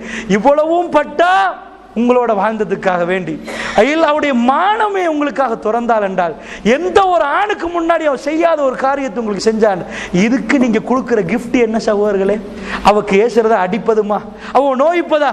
ஏண்டா மொட்டையாக வீட்டுக்கு போனா அந்த மாதிரி வரும். மனசால நினைச்சிட்டு வீட்டுக்கு போனா ஒரு பரிதாபம் வரும், ஒரு அன்பு வரும், ஒரு பாசம் வரும், ஒரு ஈர்ப்பு வரும் சகோதரர்களே. அப்பவும் ரெடியாக இருந்தால் வீட்டை விட்டே போக முடியாத அளவுக்கு ஒரு பாண்ட் வந்துடும். லிதஸ்குனு இலைஹா வஜஅல பைனக்கும் மவத்தன் வரஹ்மா, உனக்குள்ள அன்பையும் பாசத்தை உண்டாக்குறோம். மிக பெரும் அமைதி ஒரு முஸ்லீம் வீட்டுக்குள்ள உண்டாகுது சகோதரர்களே. இன்னும் சொல்றேன், ஒரு பெண்ணுக்கு ரொம்ப பிடிக்குமான விஷயம் என்னண்டா அவ வர்ணிக்கிறது. ஒரு ஆம்பளை ஒரு கணவனுக்கு மட்டும்தான் அதை வர்ணிக்கலாம். எப்படி வர்ணிக்கிறது? நல்ல மெச்ச கொடுக்குறீங்களே, பியூட்டியா இருக்குது. சில வேளை கல்யாணத்துக்கு முன்னாடி உங்க பொண்டாட்டி நீங்க சூஸ் பண்ற ஆள் ரொம்ப அழகா இருந்திருப்பாங்க, கல்யாணத்துக்கு போற உங்களுக்கு கொஞ்சம் அசிங்கம் மாதிரி இருப்பாங்க. இல்ல சகோதரர்களே, ஒரு நாள் இல்ல, சைக்காலஜி படி 14 நாட்கள் அல்லது 21 நாட்கள், 4 நாள் செய்ய போகல இது வந்துடும். ஏன்னா கணவன் மனைவியாச்சு. என்ன செய்யணும்? பாராட்டணும். ஓ மெச்ச இருக்குது, நல்லா உடுத்திருக்கிறீங்களே, சரியா போட்டிருக்கிறீங்களே, இப்படி சொல்லி பாருங்க. அல்லாஹ் மீது ஆணையா சொல்ற சகோதரர், உங்களுக்கு உங்க மனைவி தான் மிக அழகாக தெரிவார்கள். மனசு அப்படித்தான் சகோதரர். நாத்தத்தில் இருக்கிறவங்கள்ட்ட போய் வாசம் ஒன்று பூசின என்ன நாத்தன்னு கேட்பாங்க. ஏன்னா காலகாலமா இருந்தது நாத்தத்தில், வாசமே தெரியாது. ஏன்? அதுக்கு மைண்ட் அடிக்ட் ஆயிட்டு சகோதரர்களே. இதே மாதிரி தான் மனசை ஒன்றைக்கு அடிக்ட் ஆகணும். பசுந்து பசுந்து அழகு அழகு அழகுன்னு சொல்ல சொல்ல அது அழகாகவே தெரியும் சகோதரர்களே. உலகத்தில் ஒரு பொம்பளை தான் எல்லாருக்கும் அழகா இல்லை. ஒரு கண்ணுக்கு ஒன்று அழகு, மறு கண்ணுக்கு மன அழகு. மனசுக்கு சஜஷன்ஸ் கொடுத்த இவ அழகண்டு, ஆல்ரெடி அழகண்டு நீங்க சூஸ் பண்ணிருக்கீங்க. இப்ப அழகு கம்மி மாதிரி இருந்தா மெச்ச உடுக்குறீங்களே, அழகா உடுக்குறீங்களே. இதுக்கு மாத்தமா பொண்டாட்டிட்டு ஒரு நாள் நீங்க வர்ணிச்சிக்க மாட்டீங்க. ஆனா ரோட்ல போல அந்த அபாயம் நல்லா இருக்கு இல்லையா, இவக்கு வயிறு எரியும். அவன் அபாயா பார்த்து இந்த அபாயா பார்த்தியே தன்னுடைய அபாயம் எப்போ கொடுத்த நல்லா இருக்கிறீங்களே அப்படி சொல்ற நேரம் அவங்களுக்குள்ளே ஒரு இது உண்டாகும். பெண்கள் அதை விரும்புவாங்க. பெண்கள் வேற எதுவும் இல்லை, அவங்க பெருசாக சாப்பிட நினைக்க மாட்டாங்க. நீங்க ஏதாவது முள்ள கொண்டு போய் கொடுத்தாலும் சந்தோஷமா எடுப்பாங்க. மாப்பிள்ளை வர்ணிக்கிறாரா அதை ரொம்ப விரும்புவாங்க சகோதரர்களே. நம்ம செய்யாத அது 2 தான். நல்லா சாப்பிட்டு போட்டு நல்லா சாப்பிட்டோம்ன்ற உடனே அங்க பிரச்சனை உண்டாகுது. அப்படி இல்லை, ஒரு வர்ணினை இல்லை. இன்னும் சில இடத்துல பிரச்சனை, கணவன் மனைவி பேசுறதே இல்லை. என்னன்னு பார்த்தா கிட்டத்தட்ட ஒரு ஃபேமிலி சகோதரர்களே, என்ன நல்லா படிக்கிற பையன் படிக்காமலே விட்டுட்டான். என்னன்னு பார்த்தா இவனுக்கு அடிக்கடி ஸ்கூலுக்கு போனா உம்மா விட்டு போவாங்கன்னு ஒரு நினைப்பு. பாப்பா உம்மா நேரடியாக சண்டை பிடிக்கிற. அல்லாஹ்வுக்காக சொல்றேன், 2 பேரும் பகிரங்கமாக சண்டை பிடிக்காதீர்கள். மறைந்து இருந்து ஒரு ஒழுக்கமான முறையில் உங்களுடைய பிரச்சனையை தீர்த்து கொள்ளுங்கள் சகோதரர்களே. பிள்ளையுடைய முன்னாடி, பிஞ்சு குழந்தைகள் முன்னாடி அந்த பிள்ளையுடைய மனசை அப்படி தாக்காதீங்க. இந்த மாதிரி உம்மா சொல்ற அடிக்கடி நான் வீடு விட்டே போயிருவேன். என்னாவது சகோதரர்களே, வீடு விட்டே போறேன்னு சொன்ன உடனே இவன் ஸ்கூலுக்கு போய் அதை யோசிக்கிறான். என்ன பிரச்சனைன்னு பார்த்தா 2 பேருக்குள் ஒரே மோதல், பேசுறதே இல்லை. எப்படி இது குறைஞ்சிருக்குன்னு பார்த்தா சகோதரர்களே, எப்பயுமே கோவத்தோட 2 பேர் இருந்தா, பாராட்டாமல் இருந்தா சின்ன முருகலுக்கும் சண்டை வரும். இவன் சொல்லுவான் ரோட்ல போற நேரம், பாருங்களேன் ரோட்ல போவான், பெச்சாயிரும், வெஹிக்கிள் பெச்சாயிரும். பெச்சாயிரும் ஓரத்துக்கு போட்டு கோல் அடிச்சா அவன் சொல்ல உங்களுக்கு தேவையா? எல்லாரும் ஒழுங்கா தானே போறான், நீங்க எங்கேயாவது ஒரு மூலையில போட்டிருப்பீங்க, அதான் பெச்சாகுது என்று ஏசி இருப்பான். இவன் பாப்பா ஆகா ஏச்சி போடுறதை விட ஃப்ரெண்ட சொன்னா டயரை மாத்துவோம், ஏதாவது செய்வோம் அப்படின்றான். இதே பொண்டாட்டி கால் பண்ணி பெச்சாயிட்டு தெரியுமா, அது உங்களுக்கு தேவை தானே, இதனால ஒரு மூலையில தானே போறது, ரோட்ல ஒழுங்கா போக வேண்டியதானே, உங்களுக்கு மட்டும்தான் பெச்சா பண்ணுவான். இவன் பாக்குறான் எதுக்கு எதிர்மறை இப்படியே ஆன்சர் வருது. எதையாவது சொன்னா அதுக்கு ஒழுங்கான ஆறுதல் கிடைக்கல. எப்பயுமே அட்டாக்காக பதில் வருது. பேசுறது குறைச்சு குறைச்சு குறைச்சு 20% 10% ஆகி 0 ஆகுது சகோதரர்கள். எப்பயும் பெண்களுக்கும் சொல்றேன், அந்த மாதிரி பதில் கொடுக்காதீங்க. வெறும் சிம்பிள். என்ன செய்யுங்க, எப்பயும் பெண்கள் நேரத்தோட வீட்டுக்கு கணவன் வரணும்னு ஆசைப்படுறீங்களா, எங்கேயாவது சுத்தணும்னு ஆசைப்படுறீங்களா, அவங்கள பாராட்டணும். உங்க ஆண்களுக்கு, பெண்கள் இங்க இருக்கிறனால சொல்றேன், போன் எடுத்து அல்ஹம்துலில்லாஹ் அல்லாஹ் உங்களுக்கு ரஹ்மத் செய்யட்டும், உங்க வேலையெல்லாம் எப்படி, நீங்க எல்லாம் இது பண்ணுங்க, நல்லா முடிச்சுட்டு வாங்கண்டா. ஆணுடைய மனசுல இமேஜ் கிரியேஷன், பொண்டாட்டியை பத்தி ஒரு இமேஜ் உண்டாகும். கொஞ்ச நேரம் வேலை செய்வான், அவனுக்கு இடம் தராது. அன்பான வார்த்தைகள் ஓட வைக்கும், எல்லாத்தையும் போட்டுட்டு ஓடிடுவான். ஆனா பொண்டாட்டி கோல் எடுத்துட்டு வராட்டி பாப்பா இன்றைக்கு பிரச்சனை அடுத்த பக்கம் கிளம்பும். பாப்பா 8 மணிக்கு போறது 12 மணிக்கே போகும், ராட்சசி அங்க குழம்பு தான் போறான். இதுதான் 12 மணிக்கு போறதுக்கு ரீசன் சகோதரர்களே. புது கடையில கொழும்புல எல்லாம் விரட்டினாலும் வீட்டுக்குள்ள போக மாட்டான், அவ தூங்கட்டு அப்புறம் போகும், படியில உட்கார்ந்து இருப்பான். ஏன் இது அவங்க வாழ்க்கையில முடிக்கணும். பெரிய தலைப்பு தந்திருக்கிறீங்க, தலைப்புல 25 தான் வந்திருக்கிறாங்க அன்பு சகோதரர்களே. அதனால அன்புக்குரியவர்கள், இதுதான் வாழ்க்கை. அதனால் அல்லாஹ்வுடைய நல்லடியார்களே, அன்புக்குரியவர்களே, நல்ல அழகான முறையில் உங்களுடைய வாழ்க்கையை நீங்கள் அமைத்துக் கொள்ள வேண்டும். உங்கள் மனைவியோடு அழகாக பேசணும், நீங்கள் அழகாக பேசுங்க, தப்பு தவறுகள் நடக்கும். பெருமானார் ஸல்லல்லாஹு அலைஹி வஸல்லம் வாழ்க்கையில் ஏராளமான படிப்பு இருக்கிறது. நிறைய ஹதீஸ்கள் சொல்லவில்லை, கொஞ்சம் தான் உங்களுக்கு சொல்லியிருக்கிறேன். ஏராளமான ஹதீஸ்கள் இருக்கிறது சகோதரர்களே. அந்த மாதிரி உன்னதமான ஒரு வாழ்க்கை உங்களுக்கு அல்லாஹ் தரணும், எனக்கும் தரணும் சகோதரர்களே. நல்ல குழந்தைகளை, நல்ல பாக்கியம் உள்ள குழந்தைகளை பெற்றெடுத்து அழகான முறையில் உருவாக்கி கணவன் மனைவி இருவரும் நல்ல பொண்டாக இருந்தால் அந்த மாதிரி உருவாகும் சகோதரர்களே. ஆறுதல், மன அமைதி என்பது இந்த வாழ்க்கையில் இருக்கிறது. ஒழுங்கான முறையில் இப்போ நீங்கள் இதோட ஒப்பிட்டு பாருங்க, அந்நிய சமுதாயங்களில் ஏன் இது நடக்குது? பெரிய பெரிய ஆட்களுக்கு எப்பயுமே ஒரு சின்ன வீடு வைத்திருப்பார்கள், திருப்தி இல்லை சகோதரர்கள். கள்ளத்தனமான வீடுகள் வைத்திருப்பார்கள். ஏன் இப்படியெல்லாம் போறார்கள்? பெரும் பெரும் பெரும் கோடீஸ்வரர்கள் லொஸ்டாகியே போயிட்டார்கள் சகோதரர்களே. வேற பெண்களோட கள்ள உறவு வைத்து, தப்பான உறவு வைத்து. இந்த நாட்டிலே இன்றைக்கு கள்ள உறவுக்கு எவ்வளவு இடம் சகோதரர்களே. எல்லா இடத்திலையும் பெண்கள் ஏன் விபச்சாரத்துக்கு ரெடியாக நிற்கிறார்கள்? எல்லா இடத்திலையும் நிம்மதி இல்லை சகோதரர்களே. மனிதனுக்குரிய நிம்மதி, சந்தோஷம் அந்த ஹார்மோனில் அல்லாஹ் வைத்திருக்கிறான். பெண்ணுக்குள் ஈஸ்ட்ரஜன் என்ற ஹார்மோன், ஆணுக்குள் டெஸ்டோஸ்டெரோன் இருக்கிறது சகோதரர்களே. இதுக்குள்ளேயும் மன அமைதி இருக்கிறது. நிறைய ஹார்மோனுக்குள்ளே நம்முடைய வாழ்க்கையில் இருக்கிறது. எப்பயுமே சந்தோஷம், ஒரு அழகான ஒரு குடும்பம், ஒரு பாசமான ஒரு குடும்பம் அல்லாஹ் எனக்கும் உங்களுக்கும் தர வேண்டும் என்று சொல்லிக்கொண்டு சகோதரர்களே, எங்களுடைய மனங்களில் அடுத்ததாக குடும்ப வாழ்க்கையில் முக்கியமான ஒரு விஷயத்தை மட்டும் சொல்லி முடிக்கிறேன். என்னதான் மனைவியோட அன்பு இருந்தாலும் எல்லாத்தையும் விட அடிக்கடி கணவன் மனைவி இப்படி வாழுகிற நேரம் அன்பு கூடு பொங்கி வந்துடும் சகோதரர்களே. கடைசியான ஒரு வார்த்தை சொல்லிக்கொள்ள வேண்டும், அல்லாஹ் தான் எனக்கு முதல், அதுக்கு பிறகுதான் மற்ற எல்லாம். கணவனும் மனைவியும் அடிக்கடி சொல்ல வேண்டும், அளவு கடந்த அன்பு பாராட்டுறவர்களும் இந்த உலகத்தில் இருக்கிறார்கள். அங்கேயும் நிம்மதி இல்லாமல் போயிடும். அதை சொல்லுவதற்கு நேரம் இல்லை சகோதரர்களே. அவர்கள் எப்போதும் சொல்லணும், அல்லாஹுக்கு பிறகு அல்லாஹ்வுடைய தூதர், அதுக்கு பிறகுதான் மற்ற எல்லாமே. உங்க மனசில் அந்த அன்பை வைங்க. ஜுரைபீப் ரலியல்லாஹு அன்ஹுடைய கதையை சொல்லி முடிக்கிறேன் சகோதரர்களே. ஜுரைபீப் ரலியல்லாஹு அன்ஹு அவர்கள் ரசூலுல்லாஹ்ட்ட வர்றார்கள். ரொம்ப அலங்கோலமான ஒரு ஆள். அல்லாஹ்வுடைய தூதர் பார்க்கிறார், ஜுரைபீபே. ரசூலுல்லாஹ் பேசுவார்கள் மக்களோட, சர்வசாதாரணமாக பேசுவார்கள். ஜுரைபீபே, என்ன கல்யாணம் முடிக்கலையா, என்ன ஐடியா இல்லையான்னு கேட்கிறார். யார் ரசூலல்லாஹ்? எனக்கா கல்யாணம் முடிக்கிறதுக்கா? என்ன யார சொல்ல, என்னை யாருமே முடிக்க மாட்டேங்கிறாங்களே, எனக்கு ஆசை இல்லையா யார சொல்லலாம்? எனக்கு எவ்வளோ ஆசை இருக்கும். பெருமானார் சொல்லலாம் சொன்னார்கள், மதீனாவில் ஒரு ஓரத்தை காட்டி சொன்னார், ஒரு எல்லையை காட்டி, இந்த இடத்துல ஒரு வீடு இருக்கிறது, ஜுரைபீபே போய் பெண் கேளு உனக்கு தருவார்கள் என்றார்கள். யார சொல்லலாம்? எனக்கு தரமாட்டார்கள் யார சொல்லலாம். இல்லை போங்கள் ஜுரைபீப் என்றார்கள். இவர் போனார், போய் தட்டினார். வந்தார் ஒருவர், போய் கேட்டார், எனக்கு இப்படி அல்லாஹ்வுடைய தூதர் அனுப்பினார், எனக்கு பெண் தருமாறு சொன்னார். அவர் பார்த்துட்டு, உனக்கு பொம்பளை என்னுடைய பிள்ளையை தருவதை என்ன என்று பேசுறதை மட்டும்தான் கடன். அந்த பெண் ஓடி வந்து விட்டாள். சொன்னார்கள், அல்லாஹ்வுடைய தூதரா உங்களை அனுப்பினது? ஆமாண்டார்கள். என்னை திருமணம் முடிக்க சொன்னாரா ரசூலுல்லாஹ்? ஆமாண்டார்கள். அப்படி என்றால் நான் உன்னை முடிக்கிறேன் என்றார்கள். சகோதரர்களே, ஜுரைபீப் ரலியல்லாஹு அன்ஹு அவர்கள் எவ்வளவு காலம் எதிர்பார்த்த அன்பு அது, எவ்வளவு காலம் சுப்ஹானல்லாஹ், அவ்வளவு எதிர்பார்த்த அன்பு. அந்த இல்லறம் நிக்காஹ் நடக்கிறது சகோதரர்களே. ஜிஹாதுன் ஃபீ சபீலி, அல்லாஹ்வுடைய பாதையிலே ஜிஹாதுக்கான அழைப்பு வருகிறது. அல்லாஹ் கேட்கிறான், உனக்கு என்ன வேணும்? அல்லாஹ்வுடைய பாதையில் போரிட வேண்டுமா? உன் மனைவி வேணுமா? உனக்கு இப்பொழுது இல்லறம் வேணுமா? என்ன வேணும் சகோதரர்களே? அல்லாஹ் என்னையும் உங்களையும் அப்படி சோதிக்கவே இல்லையே சகோதரர்களே. அப்படியான ஒரு களம் எனக்கும் உங்களுக்கும் இல்லையே. இந்த உயிரை தியாகம் செய்து போவதற்கான களம் இல்லை சகோதரர்களே. எங்களுக்கு இருக்கிற ஒரே ஜிஹாத் அஃப்லலுல் ஜிஹாத் இந்த சுல்தானில் ஜாகிலி அரசனுக்கு முன்னாடி போய் சத்தியத்தை சொல்வதற்குரிய ஜிஹாதை தவிர வேற ஜிஹாது இல்லை சகோதரர்களே. ஆனால் ஜுரைபீப் ரலியல்லாஹு அன்ஹு அவர்கள் இவ்வளவு காலமாக தன்னை அலங்கோலம் என்பதற்கு யாரும் பக்கத்தில் வரவில்லை. அந்த ஜுரைபீப் ரலியல்லாஹு அன்ஹு அவர்கள் திருமண ஒப்பந்தம் நடந்து விட்டது. இப்பொழுது வாழத்தான் வேணும், வாழ்வதற்குரிய அழைப்பு இந்த பக்கமாக கிடைக்கிறது. அல்லாஹ் சொல்கிறான், ஜுரைபீப், அல்லாஹ்வுடைய பாதையிலே உயிரை கொடுக்க தயாரா? உனக்கு உயிரை வேணுமா, இல்லறம் வேணுமா? சகோதரர்களை, எதை தீர்மானிப்போம்? எப்படி அல்லாஹ்வை அவர் நேசம் கொள்ளாவிட்டால், அல்லாஹ் மீது அவர் அதிக அன்பு வைக்காவிட்டால் எல்லாரும் அதை தேர்ந்தெடுப்போம் சகோதரர்களே. இல்லை என்றால் அதை முடித்து விட்டு போவோம் என்று சொல்லுவோம் சகோதரர்களே. என்ன நடக்கிறது சகோதரர்களே? ரஹ்மானுடைய அழைப்பு அல்லது வாழ்க்கை தொடர்ந்து இதிலே வைப்போம். இந்த சந்தோஷத்தை நாம் விட்டுவிட்டு அங்க போவதான்னு கேட்போம். ஆனால் அல்லாஹ்வுடைய தூதர் அழைக்கிறார்கள். அவர் என்ன சொன்னார்? களத்தில் குதிக்கிறார். யுத்தம் முடிகிறது. ரசூலுல்லாஹ் அப்படியே போறார்கள் சகோதரர்களே. யாரெல்லாம் மௌத்தா இருக்கிறார் என்று பார்ப்பது ரசூலுல்லாஹ்வுடைய வழக்கம். போனால் நடுவில் ஜுரைபீப் ரலியல்லாஹு அன்ஹு அவர்கள் மௌத்து. சுத்தி வளைத்து காஃபிர்கள் ரொம்ப போராடி மௌத்தா இருக்கிறார்கள். பக்கத்தில் உமர் பின் கத்தாப் ரலியல்லாஹு அன்ஹு அவர்கள் ஜுரைபீப் ரலியல்லாஹு அன்ஹு அவர்கள் அப்படியே தூக்குறார்கள். ரசூலுல்லாஹ் உமர் பின் கத்தாப் ரலியல்லாஹு சொன்னார்கள், யா ரசூலல்லாஹ், ஜுரைபீபுக்கு உங்கள் கை சந்தூக்காகி விட்டது. இந்த இடத்தில் நான் இருக்க கூடாதா யா ரசூலல்லாஹ்? நீங்கள் என்னை தூக்க கூடாதா யா ரசூலல்லாஹ்? ஒரு யுத்தத்திலே மௌத்தாக விட்டால் தப்பினோம் பொழைச்சோம் என்று பேசுவோம் சகோதரர்களே. ஆனால் உமர் பின் கத்தாப் ரலியல்லாஹு என்ன சொன்னார்கள்? அல்லாஹ் மீது அதிக அன்பு வைத்திருந்தார்கள். எல்லாமே இரண்டாவது தான் அவர்களுக்கு.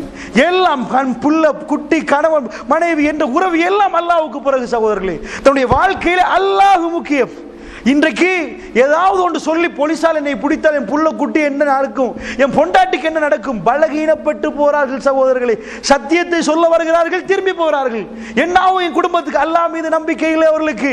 அன்பு சகோதரர்களே, குடும்பத்தில் எக்ஸ்ட்ரீமா போறவர்களும் இருக்கிறார். அதுக்கு சொல்கிறேன் சகோதரர்களே, அல்லாஹ் தான் முக்கியம். ரஹ்மான் மீது நீங்கள் அளவு கடந்த அன்பு வைத்திருந்தால் அந்த மாதிரியான வார்த்தை ரசூலுல்லாஹ் அப்படி தூக்குறார்கள். ரத்தம் இருக்கிறது, ரத்தம் படிந்தது எல்லாம் ரசூலுல்லாஹ் பார்க்கவில்லை. ஜுரைபி மேல அன்பு, பாசம், கையால் அப்படியே தூக்குறார், சின்ன ஒரு மனுஷன் போல. உமர் சொன்னார்கள், யா ரசூலல்லாஹ், உங்கள் கை எனக்கு சந்தூக்காக கூடாதா யா ரசூலல்லாஹ்? அல்லாஹ்வுடைய நல்லடியார்களே, இந்த உலகத்திலே இது சோதனையாகவும் அமையலாம். இந்த குடும்ப வாழ்க்கை என்பது உங்களுக்கு சோதனையாகவும் அமையலாம். அல்லாஹ் பாதுகாக்க வேண்டும். சகோதரர்களே, அளவோடு அளவாக வைத்துத்தான் வாழ்க்கையிலும் நீங்க இருக்கணும். இப்படி போனாலும் தோத்துருவீர்கள், அப்படி போனாலும் தோத்துருவீர்கள். இது ரொம்ப நீளமாக ரொம்ப தெளிவாக தெளிவுபடுத்த வேண்டிய ஒரு தலைப்பு என்றாலும் கூட இந்த நேரத்தில் நான் முடியுமான அளவு உங்களுக்கு சகோதரர்களை தெளிவுபடுத்தினேன். இதை சொல்லிக்கொண்டு இன்னொரு விஷயம் மட்டும் சொல்லி முடிக்கிறேன். அன்பு சகோதரர்களை, உங்களுடைய மனைவிமார்களுக்கு குர்ஆனை கையில் கொடுங்கள், உங்களுடைய பிள்ளைகளுக்கு குர்ஆனை கொடுங்கள். வீட்டிலே பொறுமை என்ற கொடியை ஏற்றி வைங்கள் சகோதரர்களே. பொறுமையும் குர்ஆனும் இவர்கள் கைகளை எப்பொழுதும் இருக்க வேண்டும் சகோதரர்களே. எல்லா நபிமாருடைய வரலாறு பாடம் படிக்கிறோம் சகோதரர்களே. ஆயிஷா ரலியல்லாஹு அன்ஹா மானம் ரொம்ப மோசமான முறையில் பேசப்படுகிறது. அல்லாஹ்வுடைய தூதருடைய பொண்டாட்டி ஆயிஷா ரலியல்லாஹு அன்ஹா அவங்க சஃபான் பின் முஅத்தல் ரலியல்லாஹு அன்ஹு தப்பாக சேர்ந்து விட்டார்கள் என்று ஒரு பேச்சு சகோதரர்களே. அது நீண்ட ஒரு ஹதீஸ் சகோதரர்களே, நீண்ட ஒரு ஹதீஸ். அந்த ஹதீஸை சுருக்கமாக சொல்றேன். ஒரு நாள் ரசூலுல்லாஹ் 9 நாட்கள் பயண தூரம் உள்ள ஒரு ஊர், அந்த ஊர்ல இருந்து ஒரு ஊர்ல இருந்து ஒரு யுத்தம் சகோதரர்களே. அந்த யுத்தத்தை முடித்துக் கொண்டு ரசூலுல்லாஹ் வாரார்கள். எப்பொழுதும் யுத்தத்துக்கு போற நேரத்திலே குலுக்கி போடுவார்கள் சீட்டு. ஆயிஷா நாயகி சொன்னார்கள், அன்றைக்கு என்னுடைய பேர் தான் வந்தது, சீட்டில் ஆயிஷான்னு வந்தது. ரசூலுல்லாஹ் என்னை கூட்டி போனார்கள். கூட்டி போய் திரும்பி வர்ற நேரம் மதீனாவுக்கு நெருங்கிட்டோம். அந்த இடத்துல நான் அப்படியே நைட்டுக்கு மலை ஜலம் கழிக்க போனேன். போற நேரம் திரும்பி வருகிறேன். நான் யமன் நாட்டுடைய முத்து மாலை ஒன்று போட்டிருந்தேன். அப்படியே களத்தை பிடித்து பார்த்து மாலை இல்லை, தேடி தேடி பார்த்தேன், இல்லை. ஆனால் அந்த காலம் ஹிஜாபு சட்டத்துக்கு பிறகுதான் இது நடக்கிறது. ஆயிஷா நாயகி சொல்றார்கள், ஹிஜாபு சட்டத்துக்கு பிறகு நடக்கிறது. அப்பொழுது என்ன செய்வார் என்றால், ஒட்டகத்துக்கு மேல் ஒரு பெட்டி மாதிரி ஒன்று செய்வார்கள். இதுக்குள்ள ஆயிஷா நாயகி ஏறின பிறகு அதை தூக்கி அப்படியே ஒட்டகத்துக்கு மேல வைப்பார்கள். இப்படியே ஒட்டகம் போகும். இதுதான் நடக்கும் சகோதரர்களே. இந்த மாதிரி வைப்பார்கள். அப்ப ஆயிஷா நாயகி சொல்றார்கள், அவர்களே சொல்றார்கள், புகாரில் இந்த ஹதீஸ் வருகிறது, ஆனால் நான் திரும்ப வருகிறேன், யாரும் இல்லை. ஏன் யாரும் இல்லை என்றால், அந்த காலத்தில் நாங்கள் சாப்பிடுவதே இல்லை. அந்த ஒட்டகத்துக்கு மேல ஒரு பெட்டி மாதிரி ஒன்று வைப்பார்கள். அது தூக்கினா நான் இருந்தா என்ன பாரமோ, இல்லாட்டி அதே பாரம் தான். அதனால அவங்களுக்கு தெரியல உள்ள நான் இருக்கிறேனா இல்லையான்னு தூக்கி வச்சுட்டாங்க, போயிட்டாங்க. நான் அப்படியே அந்த இடத்தில் இருந்தேன். எதுக்கு வரைக்கும் இருந்தேன்? அடுத்த மறுபடி ரசூலுல்லாஹ் என்னை தேடி அதே இடத்துக்கு வருவார் நம்பி இருந்தேன். ஆனால் உதயமாகிவிட்டது. ரசூலுல்லாஹ் கடைசியில் ஒரு யுத்தம் முடிய நேரத்தில் யாராவது ஒரு ஆளை லாஸ்டா போடுவார்கள். அவர் எந்த பொருள் மிஸ் ஆகிச்சு, என்ன ஆயிடுச்சு தேடி தேடி வருவார். அன்றைக்கு போடப்பட்டவர் சஃபான் பின் முஅத்தல் ரலியல்லாஹு அன்ஹு அவர்கள் வர்றார். அவர் வந்தால் பார்க்கிறார், ரசூலுல்லாஹ்வுடைய மனைவி அப்படி இருக்கிறார்கள். அவர் உடனே இன்னா லில்லாஹி வ இன்னா இலைஹி ராஜிஊன் என்றார். ஆயிஷா நாயகி சொன்னார், ஹிஜாபுடைய சட்டத்துக்கு முன்னாடி சஃபான் பின் முஅத்தல் என்னை கண்டிருக்கிறார், அதனால் என்னை அடையாளம் கண்டு கொண்டார். உடனே ஒட்டகத்தை எடுத்து அப்படி காலை மடித்து, ஒட்டகத்துடைய முன்காலை மடித்து அவர் காலை அதிலே வைத்தார். அப்பொழுதுதான் எனக்கு ஏறலாம். என்னை பிடிக்கவும் இல்லை, தொடவும் இல்லை. அவ்வளவு பக்குவமாக அந்த ஒட்டகத்தை, யாரும் இல்லை அந்த பாலைவனத்திலே. அல்லாஹ்வுடைய தூதருடைய மனைவி என்று கண்ட உடனே அவர் சொன்ன வார்த்தை இன்னா லில்லாஹி வ இன்னா இலைஹி ராஜிஊன் என்று துடித்து போனார். ஒட்டகத்துடைய காலை மடித்து அவர் காலை அதிலே வைத்து என்னை ஏற்றினார். ஏற சொன்னார். நான் ஏறினேன். ஏறி வருகிற நேரத்தில் ரசூலுல்லாஹ் மதிய போஷணத்துக்காக ஒரு இடத்தில் நிப்பாட்டிருந்தார்கள். உடனே வந்து பிரயாண கூட்டத்தோடு சேர்ந்து கொண்டேன். ஒன்றுமே ஆயிஷா நாயகி தெரியாது. ஒரு மாசம் கழிகிறது சகோதரர்களே. குடும்ப வாழ்க்கைக்காக இந்த ஹதீஸை சொல்லுகிறேன். ஒரு மாசம் கழிகிறது எனக்கு தெரியாது என்றால் ஆயிஷா நாயகி. நான் நோய்வாய்ப்பட்டிருந்தேன். ஆனால் ஒரே ஒரு வித்தியாசம் கண்டேன். என்ன வித்தியாசம் தெரியுமா? ரசூலுல்லாஹ் வளமை மாதிரி என்னோட பேசுவது இல்லை. ஆனால் எனக்கு ஒன்றுமே தெரியாது. என்னமோ நடந்திருக்கிறது. சரியா ஒரு மாசம் கழிகிறது. உம்மு முஸ்தா என்று ஒருவர் வந்தார். மிஸ்தா வந்து சொன்னார். வந்து அன்றைக்கு ஒரு குளிர், கடுமையான கூதல் சகோதரர்களே. நுவரலியாவை மிஞ்சும் சகோதரர்களே, மதீனாவுடைய கூதல் காலத்தில் கம்பளி போர்வையால் போத்தி கொண்டிருந்தார்கள். என்னை அழைத்து கொண்டு போனார்கள் மலை ஜல தேவைக்கு. வெளியே போவோம். நாங்கள் போகல காலில் கம்பளி ஆடை காலில் தடுக்கிறது. அவங்களுடைய கம்பளி ஆடை காலில் தட்டி புல பார்க்கிறார்கள். உடனே சொன்னார்கள், நாசமாகட்டும் மிஸ்தா என்றார்கள். ஆயிஷா நாயகி திரும்பி கேட்ட, உங்க புள்ளே நாசமாகட்டும் என்றீங்களே, அவர் பத்ரு சஹாபி இல்லையா, ஏனம்மா இப்படி செய்யறீங்க என்று சொன்ன உடனே உங்களுக்கு தெரியாதான்னு அவங்க கதையை ஆரம்பிக்கிறாங்க. என்னன்னு கேட்கிறாங்க. உம்மஹாத்துல் மூமினீனை பார்த்து சொல்றாங்க, உங்களை பத்தி தப்பான ஒரு பிரச்சாரம் போது உங்களுக்கு தெரியாதா? தெரியவே தெரியாதுன்றாங்க. நீங்களும் சஃபான் பின் முஅத்தல் தப்பா நடந்துட்டாமே. ஆயிஷா நாயகி தாங்க முடியவில்லை. என் மகன் மிஸ்தக் பரப்புறானே, நிறைய பேர் பரப்புறாங்களே, அப்படியா ரசூலுல்லாஹ் வீட்டுக்கு வந்தார்கள். வந்தால் ஒன்றும் பேசவில்லை ரசூலுல்லாஹ்வோடு. அல்லாஹ்வுடைய தூதரும் ஆயிஷா நாயகியோடு எதுவும் சொல்லல.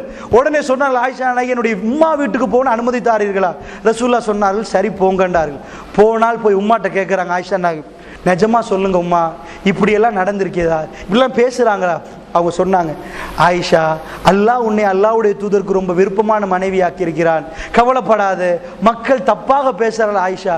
ஆயிஷா நாயகி சொன்னார்கள், 2 இரவுகள் ஒரு பகல் நான் அழுது அழுது கண்ணீரே இல்லாமல் போனது.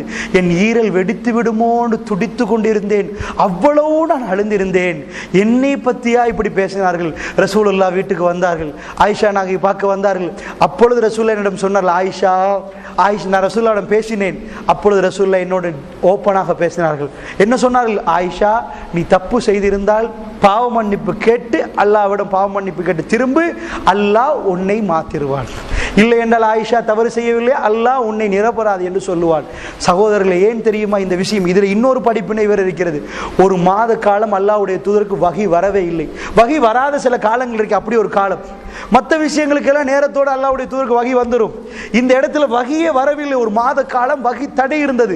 அந்த மாதிரி ஒரு காலத்தில் தான் ஆயிஷா நாயகி நடக்குது. சகோதரர்களே, பொண்டாட்டி மேல இரக்கம் இல்லாட்டியும் பொண்டாட்டிக்கு தப்பு தவறு சொன்னா என்ன செய்வான்? வெட்டி வீழ்த்துவான். சகோதரர்களே, ரசூலுல்லாஹ் என்ன செஞ்சார்கள் தெரியுமா?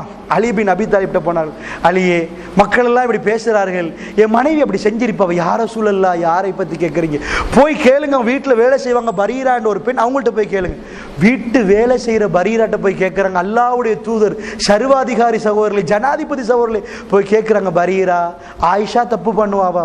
பரீரா சொல்றாங்க, யார ரசூலுல்லாஹ், மாவை குலைத்து வைத்திருப்பார்கள், ஆடு வரும் யார ரசூலுல்லாஹ், தூங்கிடுவார்கள், அது சாப்பிட்டு போயிரும். இவ்வளவு சின்ன புள்ளத்தனமா இருப்பார்கள். ஆயிஷா, ஒரு நாளும் அப்படி இல்லை யார ரசூலுல்லாஹ்.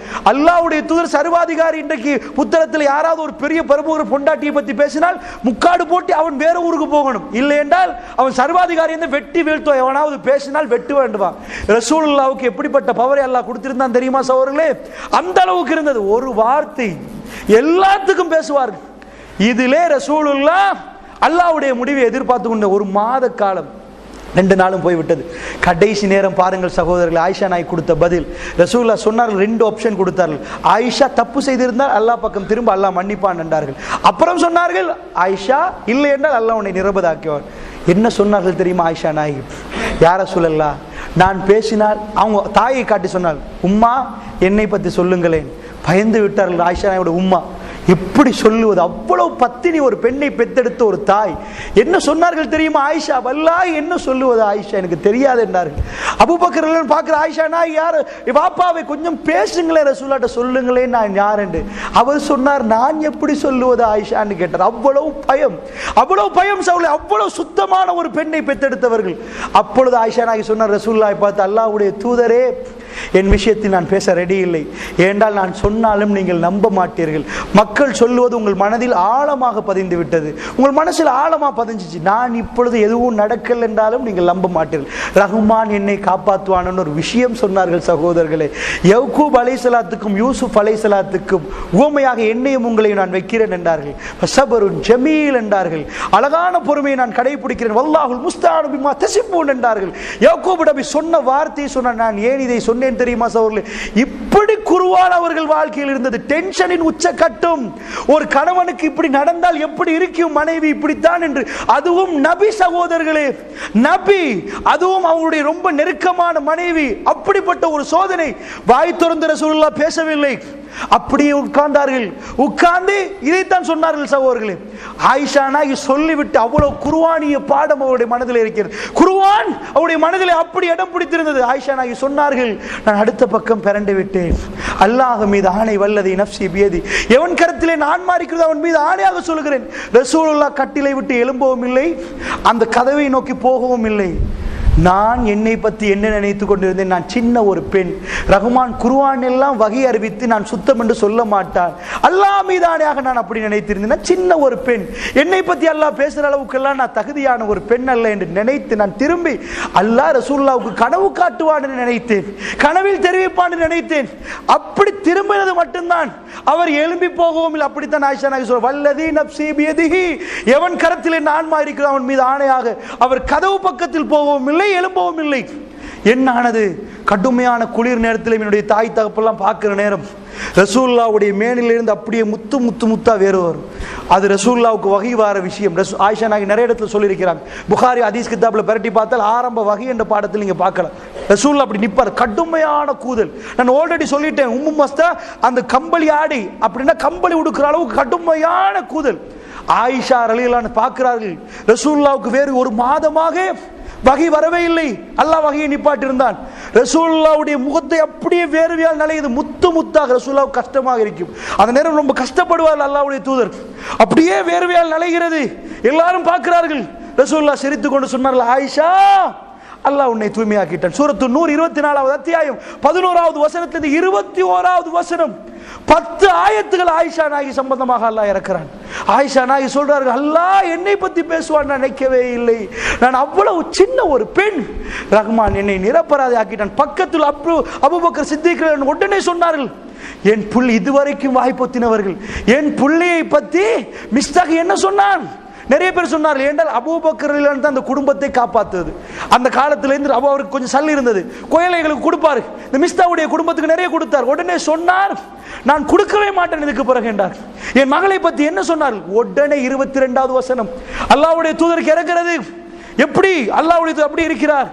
எந்த கணவனும் அந்த நேரத்தில் என்ன சொல்லியிருப்பார்? என் மனைவி அப்படி தப்பா பேசினார்கள் இல்லையா, அவன் கொடுக்கவே கூடாதுன்னு பேசியிருப்பார். உடனே ரசூலுல்லாஹ்வுடைய நாவ செய்கிறது, இல்லை, எந்த தர்மமும் யாருக்காக எதுக்கும் நீங்கள் நிப்பாட்டக்கூடாது, அது அப்படியே போய் சேர வேண்டும் என்று ரஹ்மான் இறக்கிறான். உடனே அபூபக்கர்கள் மாறுறார்கள், இல்லை நான் கொடுப்பேன் என்றார்.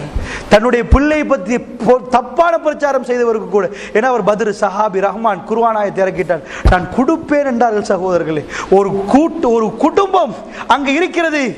மாமா, அங்க மாமி, பிள்ளை, மனைவி, ரசூலுல்லாஹ் எல்லாம் இருக்கிற நேரம் அந்த வகை வருகிறது. சகோதரர்களே, நான் ஏன் இதை சொல்லுகிறேன் என்றால், ஆயிஷா ரலியல்லாஹு அன்ஹா அவர்கள் அவ்வளவு மார்க்கத்தோட, எவ்வளவு ஒரு பெண்ணுக்கு அவங்க சொன்ன வார்த்தை, அவர்கள் வார்த்தை சகோதரர்களே, என் ஈரல் வெடிக்க பார்த்தது, அவ்வளவு நான் அழுதேன், எனக்கு அழுவதற்கு கண்ணீர் இருக்கவில்லை என்றார்கள். அவ்வளவு வேதனைப்பட்டார்கள். எந்த மனைவிக்கும் இப்படி ஒரு சோதனை வரும் என்று தெரியாது சகோதரர்களே. அப்படிப்பட்ட ஒரு சோதனை நேரமும் அவர்கள் சொன்ன வார்த்தை ஃபஸபருன் ஜமீல், அழகான பொறுமையை கடைபிடிக்கிறேன். இப்ராஹிம் நபி தன்னுடைய மகனுக்கு படித்து கொடுத்ததும் அதுதான். சின்ன பையர் கூப்பிடுறார், இன்னி அராஃபில் மனாமி அன்னி அதுபவுக்கு ஃபந்தோர் மாதா தரா, என் அருமை மகனே, உன்னை வெட்டுவதாக, குர்பான் கொடுப்பதாக கனவு கண்டேன், என்னப்பா நினைக்கிறாய்? அவர் சொன்ன பதில், இஃப் அல் மாதா துமர், நானும் நீங்களும் ஆவலோடு ஆசையோடு காபா ஆலயத்தை இன்றைக்கு தரிசிக்கிறோம் என்றா, போகணும் போகணும் என்று துடிக்கிறோம் என்றா, ஒரு தடவை போய் வந்தா மனசு எல்லா நேரமும் ஏங்கி தவிக்கும் அந்த காபாவை பார்ப்பதற்கு. அந்த ஆலயத்தை கெட்டினவர்கள் சகோதரர்கள். அந்த சின்ன குழந்தைய பக்கத்தில் வச்சு இப்ராஹிம் நபி கேட்டார், இஃப் அல் மாதா துமர், பாப்பா ஏவப்பட்டதை போய் செய்யுங்க. சத்த ஜுதினி இன்ஷா அல்லாஹி மினஸ் சாபிரீன், மறுமையில் என்னை பொறுமையாளர் பட்டியல அப்துல்லா காசிம் என்று வருவார்களா, என்னுடைய பேரையும் பார்ப்பீர்கள். ஃபலம்மா அஸ்லமா, யாருமே இல்லை. 2 பேரும் கட்டுப்பட்டார்கள். ரஹ்மான் பார்த்து கொண்டிருக்கிறான், யாருமே இல்லை. ஃபலம்மா அஸ்லமா, அவள் இருவரும் கட்டுப்பட்டார். வத்தல்லஹுலில் ஜபீன், மகனை கொண்டு போய் முகம் குப்புற அப்படியே நான் போட்டேன். முகத்தை பார்த்து வெட்டலாமா, கத்தி எடுத்தேன் வெட்டுவதற்கு. ஃபனாதைனா ஐயா இப்ராஹிம், இப்ராஹிம் என்ற ஒரு அழைப்பு வந்தது. வேண்டாம் என்று அல்லாஹ் குர்ஆனில் 37வது அத்தியாயம் நான் சொல்லுகிற வசனத்தை பரட்டி பாருங்க. ஃபனாதைனா ஐயா இப்ராஹிம், இப்ராஹிம் என்று நாம் சொன்னோம், வெட்டாதீர்கள் என்று சொன்னோம், பலிப்பிராணியை வெட்டுங்க என்றோம். சகோதரர்களே, சின்ன குழந்தை இப்ராஹிம் நபி எப்படி வளர்த்தார்? சத்தஜுதினி இன்ஷா அல்லாஹி மினஸ் சாபிரீன், பாப்பா பொறுமையாளர் பட்டியல் என்னை பார்ப்பீர்கள். அவ்வளவு பொறுமை சகோதரர்களே. ஆயிஷா நாயகி சொன்ன வார்த்தை ஃபஸபருன் ஜமீல். சகோதரர்களே, அப்படிப்பட்ட குடும்பம் எனக்கும், எங்களுடைய குடும்பத்திலும் உங்களுடைய குடும்பத்திலும் அப்படிப்பட்ட பொறுமை நிலைவு பெற அல்லாஹ் ரப்புல் ஆலமீன் நம் அனைவருக்கு அருள் புரிவானாக. அஸ்ஸலாமு அலைக்கும் வரஹ்மத்துல்லாஹி வபரகாத்துஹு.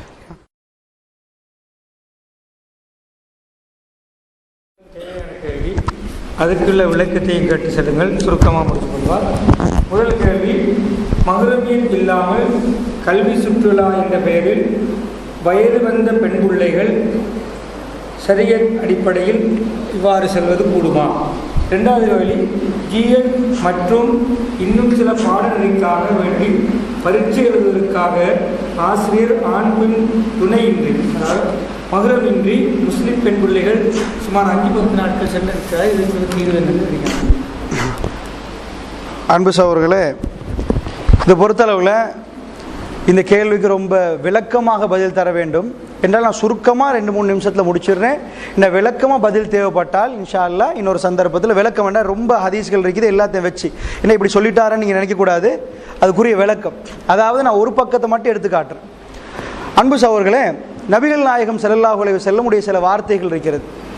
இந்த வார்த்தைகள் அல்லாஹ்வுடைய தூதர் வாயால் வந்தால் அதில் பொய் இருக்காது, தவறுகள் இருக்காது, ஆபாசம் இருக்காது, தப்புகள் இருக்காது, சாத்தியமற்றது இருக்காது. அந்த மாதிரி அல்லாஹ்வுடைய தூதருடைய வார்த்தை. இப்போ உதாரணத்துக்கு ஒரு வீடுக்கு குடி போகிறோம். வீடு குடி போனால் சிலவங்க சாப்பாடு போடுவாங்க. இதை நாம் எப்படி ஆகும் என்று சொல்கிறோம்டா, நபிகள் நாயகம் ஸல்லல்லாஹு அலைஹி வஸல்லம் ஒரு கனவு சொல்கிறாங்க. ஒரு உதாரணம் சொல்கிறாங்க, வீடு குடி போனால் சாப்பாடு போட்டால் இந்த மாதிரி சொல்கிறாங்க. இதை வைத்து தான் ஆகுமன்றோம். இதை மாதிரி பெருமானார் ஸல்லல்லாஹு அலைஹி வஸல்லம் இந்த பயணம் சம்பந்தமாக மஹ்ரம் சம்பந்தமாக என்ன பேசுகிறாங்கன்னு பாருங்கள். இன்னும் ரொம்ப வாஸ்டான பெரிய ஒரு ஏரியா இது என்றால் நிறைய கருத்து வேறுபாடு உள்ள ஏரியா. நான் உங்களுக்கு முக்கியமாக சில விஷயங்களை சொல்கிறேன்.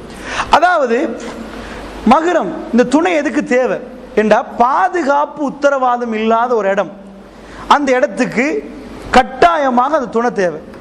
உங்களோட சிட்டி ஏரியாக்குள்ளே நீங்கள் போகிறீங்க என்ன வைங்களேன், அந்த இடத்துல மஹ்ரம் தேவையா நீங்கள் கேட்டிங்கன்னா நிறைய ஹதீஸ் வரும். ஒரு நாள் பிரயாண தூரத்துக்கு தேவையில்லை, 2 நாள் பிரயாண தூரத்துக்கு தேவையில்லை, 3 இப்படி எல்லாம் ஹதீஸ் இருக்குது. ஒரு ஹதீஸில் வரும் 1 நாள் பிரயாண தூரம் போகலாம், இது இன்னொரு ஹதீஸில் வரும் 2 நாள் போகலாம், 3 நாள் பிரயாண தூரம் போகலாம். அப்போ இந்த ஹதீஸெல்லாம் ஒரு பக்கம் வைங்க. இப்படி போகலாம், ஆனால் 1 நாள் தான் போகலான்னு வைங்களேன். இல்லை உங்கள் சிட்டி ஏரியாவில் மட்டும்தான் போகலாம். மஹ்ரம் இல்லாமல் நீங்கள் இப்போ ஒரு மரக்காரி வாங்க போகிறாங்க, வீட்டிலேருந்து எவ்வளோ தூரம் வெளியே போயிடாது, ஒரு கணக்கு இருக்குமா இல்லையா, டவுனுக்கு போகலாமா, போகலாம். அல்லாஹ்வுடைய தூதர் அனுமதி கொடுத்துருக்கிறாங்க. அதுக்கு நிறைய ஹதீஸ் இருக்குது. அஸ்மா நாயி ஒரு நாள் வர்றாங்க, சஹீஹ் முஸ்லிமில் பார்க்கலாம், கம்புகள்லாம் எடுத்துட்டு ரொம்ப கஷ்டப்பட்டு வராங்க. ரசூலுல்லாஹ் ஒட்டகத்தில் போகிறாங்க. என்னம்மா இது, வாங்களேன் அப்படின்னு கூப்பிட்றாங்க. மைனி தானே, வாங்க இது பண்ணுவோம், இது இல்லாமல் அவங்கள பாதுகாப்பாக கூட்டி போ. அப்போ அஸ்மா நாயி இங்கே போயிருக்கிறாங்க, போய் காட்டுக்குள்ளே போய் இதெல்லாம் எடுத்துகிட்டு வந்துக்கிறாங்க. அப்போ கிலோமீட்டர் கணக்கில் சொல்ல இயலாது. நீங்கள் 5 கிலோமீட்டர் தான் போகக்கூடாதுன்னு சொன்னால் ஹதீஸில் காட்டுங்க 5 கிலோமீட்டர் போகக்கூடாதுன்னு. ஆனால் போனார்கள், சஹாபி பெண்கள் போயிருக்கிறார்கள், நிறைய போயிருக்கிறாங்க. அப்போ எந்த அளவு தூரம் ஹதீஸில் கருத்து வேறுபாடு இருக்குது. 1 நாள் பிரயாண தூரம், 2 நாள் பிரயாண தூரம், 3 நாள், இது எல்லாம் எடுத்து சாறு புழிஞ்சு பார்த்தா நிஜமா எதுக்கு இந்த சட்டம் போடப்படுவது, சட்டம் எதுக்கு போடப்படுவதோ அதுக்கு தான் நம்ம சட்டத்தை போடணும். உதாரணத்துக்கு நபிகள் நாயகம் ஸல்லல்லாஹு அலைஹி வஸல்லம் சொல்றாங்க, ராத்திரி நீங்க தூங்குற நேரம் நீங்க விளக்குகளை அணைச்சிருங்க. விளக்குனா இந்த லாம்புகளை அணைங்கன்றாங்க. ஏன் அணைங்கன்றா எலி பெரட்டி உங்க வீடை பற்ற வச்சிரும். இந்த லாகிரி மஸ்ஹப்னு ஒரு மஸ்ஹப் இருக்குது. வெளிப்படையாக எது கண்டாலும் அதை மட்டும் தான் செய்வாங்க. விளக்கு அணைங்கன்னா விளக்கு அணைப்பாங்க. ரசூலுல்லாஹ் ஒரு காரணம் சொல்லி விளக்கு அணைங்கன்றாங்கண்டா, எலி வராது, இந்த லைட்டுக்கு எலி போடாதுன்னா லைட்டுக்கு பற்ற வைக்க வேண்டியதுதான். எதுக்கு விளக்கு அணைக்க சொன்னாங்க? எலி பெரட்டிரும், அப்புறம் பத்திரும், வீடே சாம்பலா போயிரும், நீ செத்து போயிருவாய். இந்த காரணத்தை சொல்லி பெருமானார் சொல்றாங்க, எலி பெரட்டினா தீ ஆயிரும். அப்ப எலி பெரட்டாத ஒரு விளக்கு இருந்தா அதை பத்த வைக்கலாம். அதானே அர்த்தம். இப்படித்தான் புரியும், நிறைய மார்க்கத்தில் நிறைய சட்டங்கள் இப்படி புரியும். அப்ப பெருமானார் ஸல்லல்லாஹு அலைஹி வஸல்லமுடைய இந்த செய்தியில என்ன விளங்குதுன்னா, மஹ்ரம் சப்ஜெக்ட்ல ஒரு துணை எதுக்கு ஆம்பளை போறதுக்கு தேவையா துணை? தேவையில்லை. ஒரு ஆம்பளை போறான்னு வைங்க, அவனுக்கு தேவையில்லைன்னா அவனுக்கு பாதுகாப்பு அவனே இருக்கிறான். பொம்பளை பலகீனமானவங்க, அவங்களுக்கு ஏதாவது பண்ணினா பாதுகாப்பு இல்லை. இந்த பாதுகாப்புக்கு தான் இந்த மஹ்ரம் வருகுது. ஏன் அப்படி வருகுதுன்ற பெருமானார் ஸல்லல்லாஹு அலைஹி வஸல்லம் சொல்றாங்க, ஒரு காலம் வரும் ஷன்னாவிலிருந்து ஹலரமௌத் வரைக்கும் அல்லது கஅபா வரைக்கும் ஒரு ஹதீஸ் வருது. ஒரு பெண் தனியாக தனிமையில் நடந்து போவாள். அது லேசிப்பட்ட தூரம் இல்லை. சன்னா அலரமௌத்தெல்லாம் லேசிப்பட்ட தூரம் இல்லை. இங்க இருந்து புத்தனை சந்திக்கு போய்த்து வர மாதிரி இல்லை. அல்லாஹ்வுடைய தூதர் எப்படி சொல்றாங்கன்னா போவான்றாங்க. அது ஹலால்னா மட்டும்தான் போகலாம், ஹராம சொல்ல மாட்டாங்களே. அந்த மாதிரி நல்ல காரியத்தை சொல்லுவாங்க. கஅபாவுக்கு போறதுக்கு அந்த ஹதீஸ் வருது. ஒரு பெண் போவாள், அவருக்கு என்ன அச்சுறுத்தல் இருக்குமெண்டா ஓநாய் பிரச்சனை இருக்கு, காட்டில் உள்ள மிருக பிரச்சனை இருக்குது, அது இருக்குமே தவிர மற்றபடி எதுவும் இருக்காது. அப்படி ஒரு சமுதாயத்தை உருவாக்குன்றாங்க. இது கெட்டதா இருந்தா அப்படி ஒரு சமுதாயத்தை உருவாக்குன்னு சொல்லுவாங்களா? தப்பா இருந்தா அப்ப என்ன பாதுகாப்பு உத்தரவாதம் கொடுக்கப்படுவதா? அப்ப போகலாம். இது இன்னும் டீட்டா பேசணும் சகோதரர்களே, பேச போனா எல்லா அதிசயம் வரும், நிறைய கேள்விகளும் இருக்குது. நோமல் அவங்களுக்கு பாதுகாப்பு உத்தரவாதம் அளிக்கப்பட்டால் 3 நாள் வரைக்கும் உங்களுக்கு இந்த ஹதீஸையும் வச்சிடலாம். 3 நாள் பிரயாண தூரம் இருக்குது. இது எல்லாம் சேர்த்து பார்த்து இன்ஷா அல்லாஹ் ஒரு நார்மலான இந்த மாதிரி விஷயங்களுக்கு போலாம் பாதுகாப்பு உத்தரவாதமாக இருந்தால். ஆனால் இந்த நாட்டில் பாதுகாப்பு உத்தரவாதம் இல்லை, நீங்கள் தீர்மானிச்சுக்கோங்க. இந்த நாட்டு பிரயாணங்கள் இருக்குதா இல்லையா, இங்கே பாதுகாப்பு உத்தரவாதமாக இல்லை, நீங்கள் தீர்மானிங்க. இன்னும் டீட்டில் வேணும்னா எல்லா ஹதீஸையும் வச்சு உங்களுக்கு ஆராய்ச்சி பண்ணி இதுதான் இப்படி நாங்கள் இந்த முடிவுக்கு வந்ததுக்கு காரணம்னு சொல்ல நிறைய மௌலிமார்கள் இதில் அடுத்த கருத்தில் இருப்பாங்க. ஏதாவது தப்புகள் இருந்து அல்லாஹ் மன்னிச்சுக்கோங்க. அஸ்ஸலாமு அலைக்கும். ஜஸாக்குமுல்லாஹ்.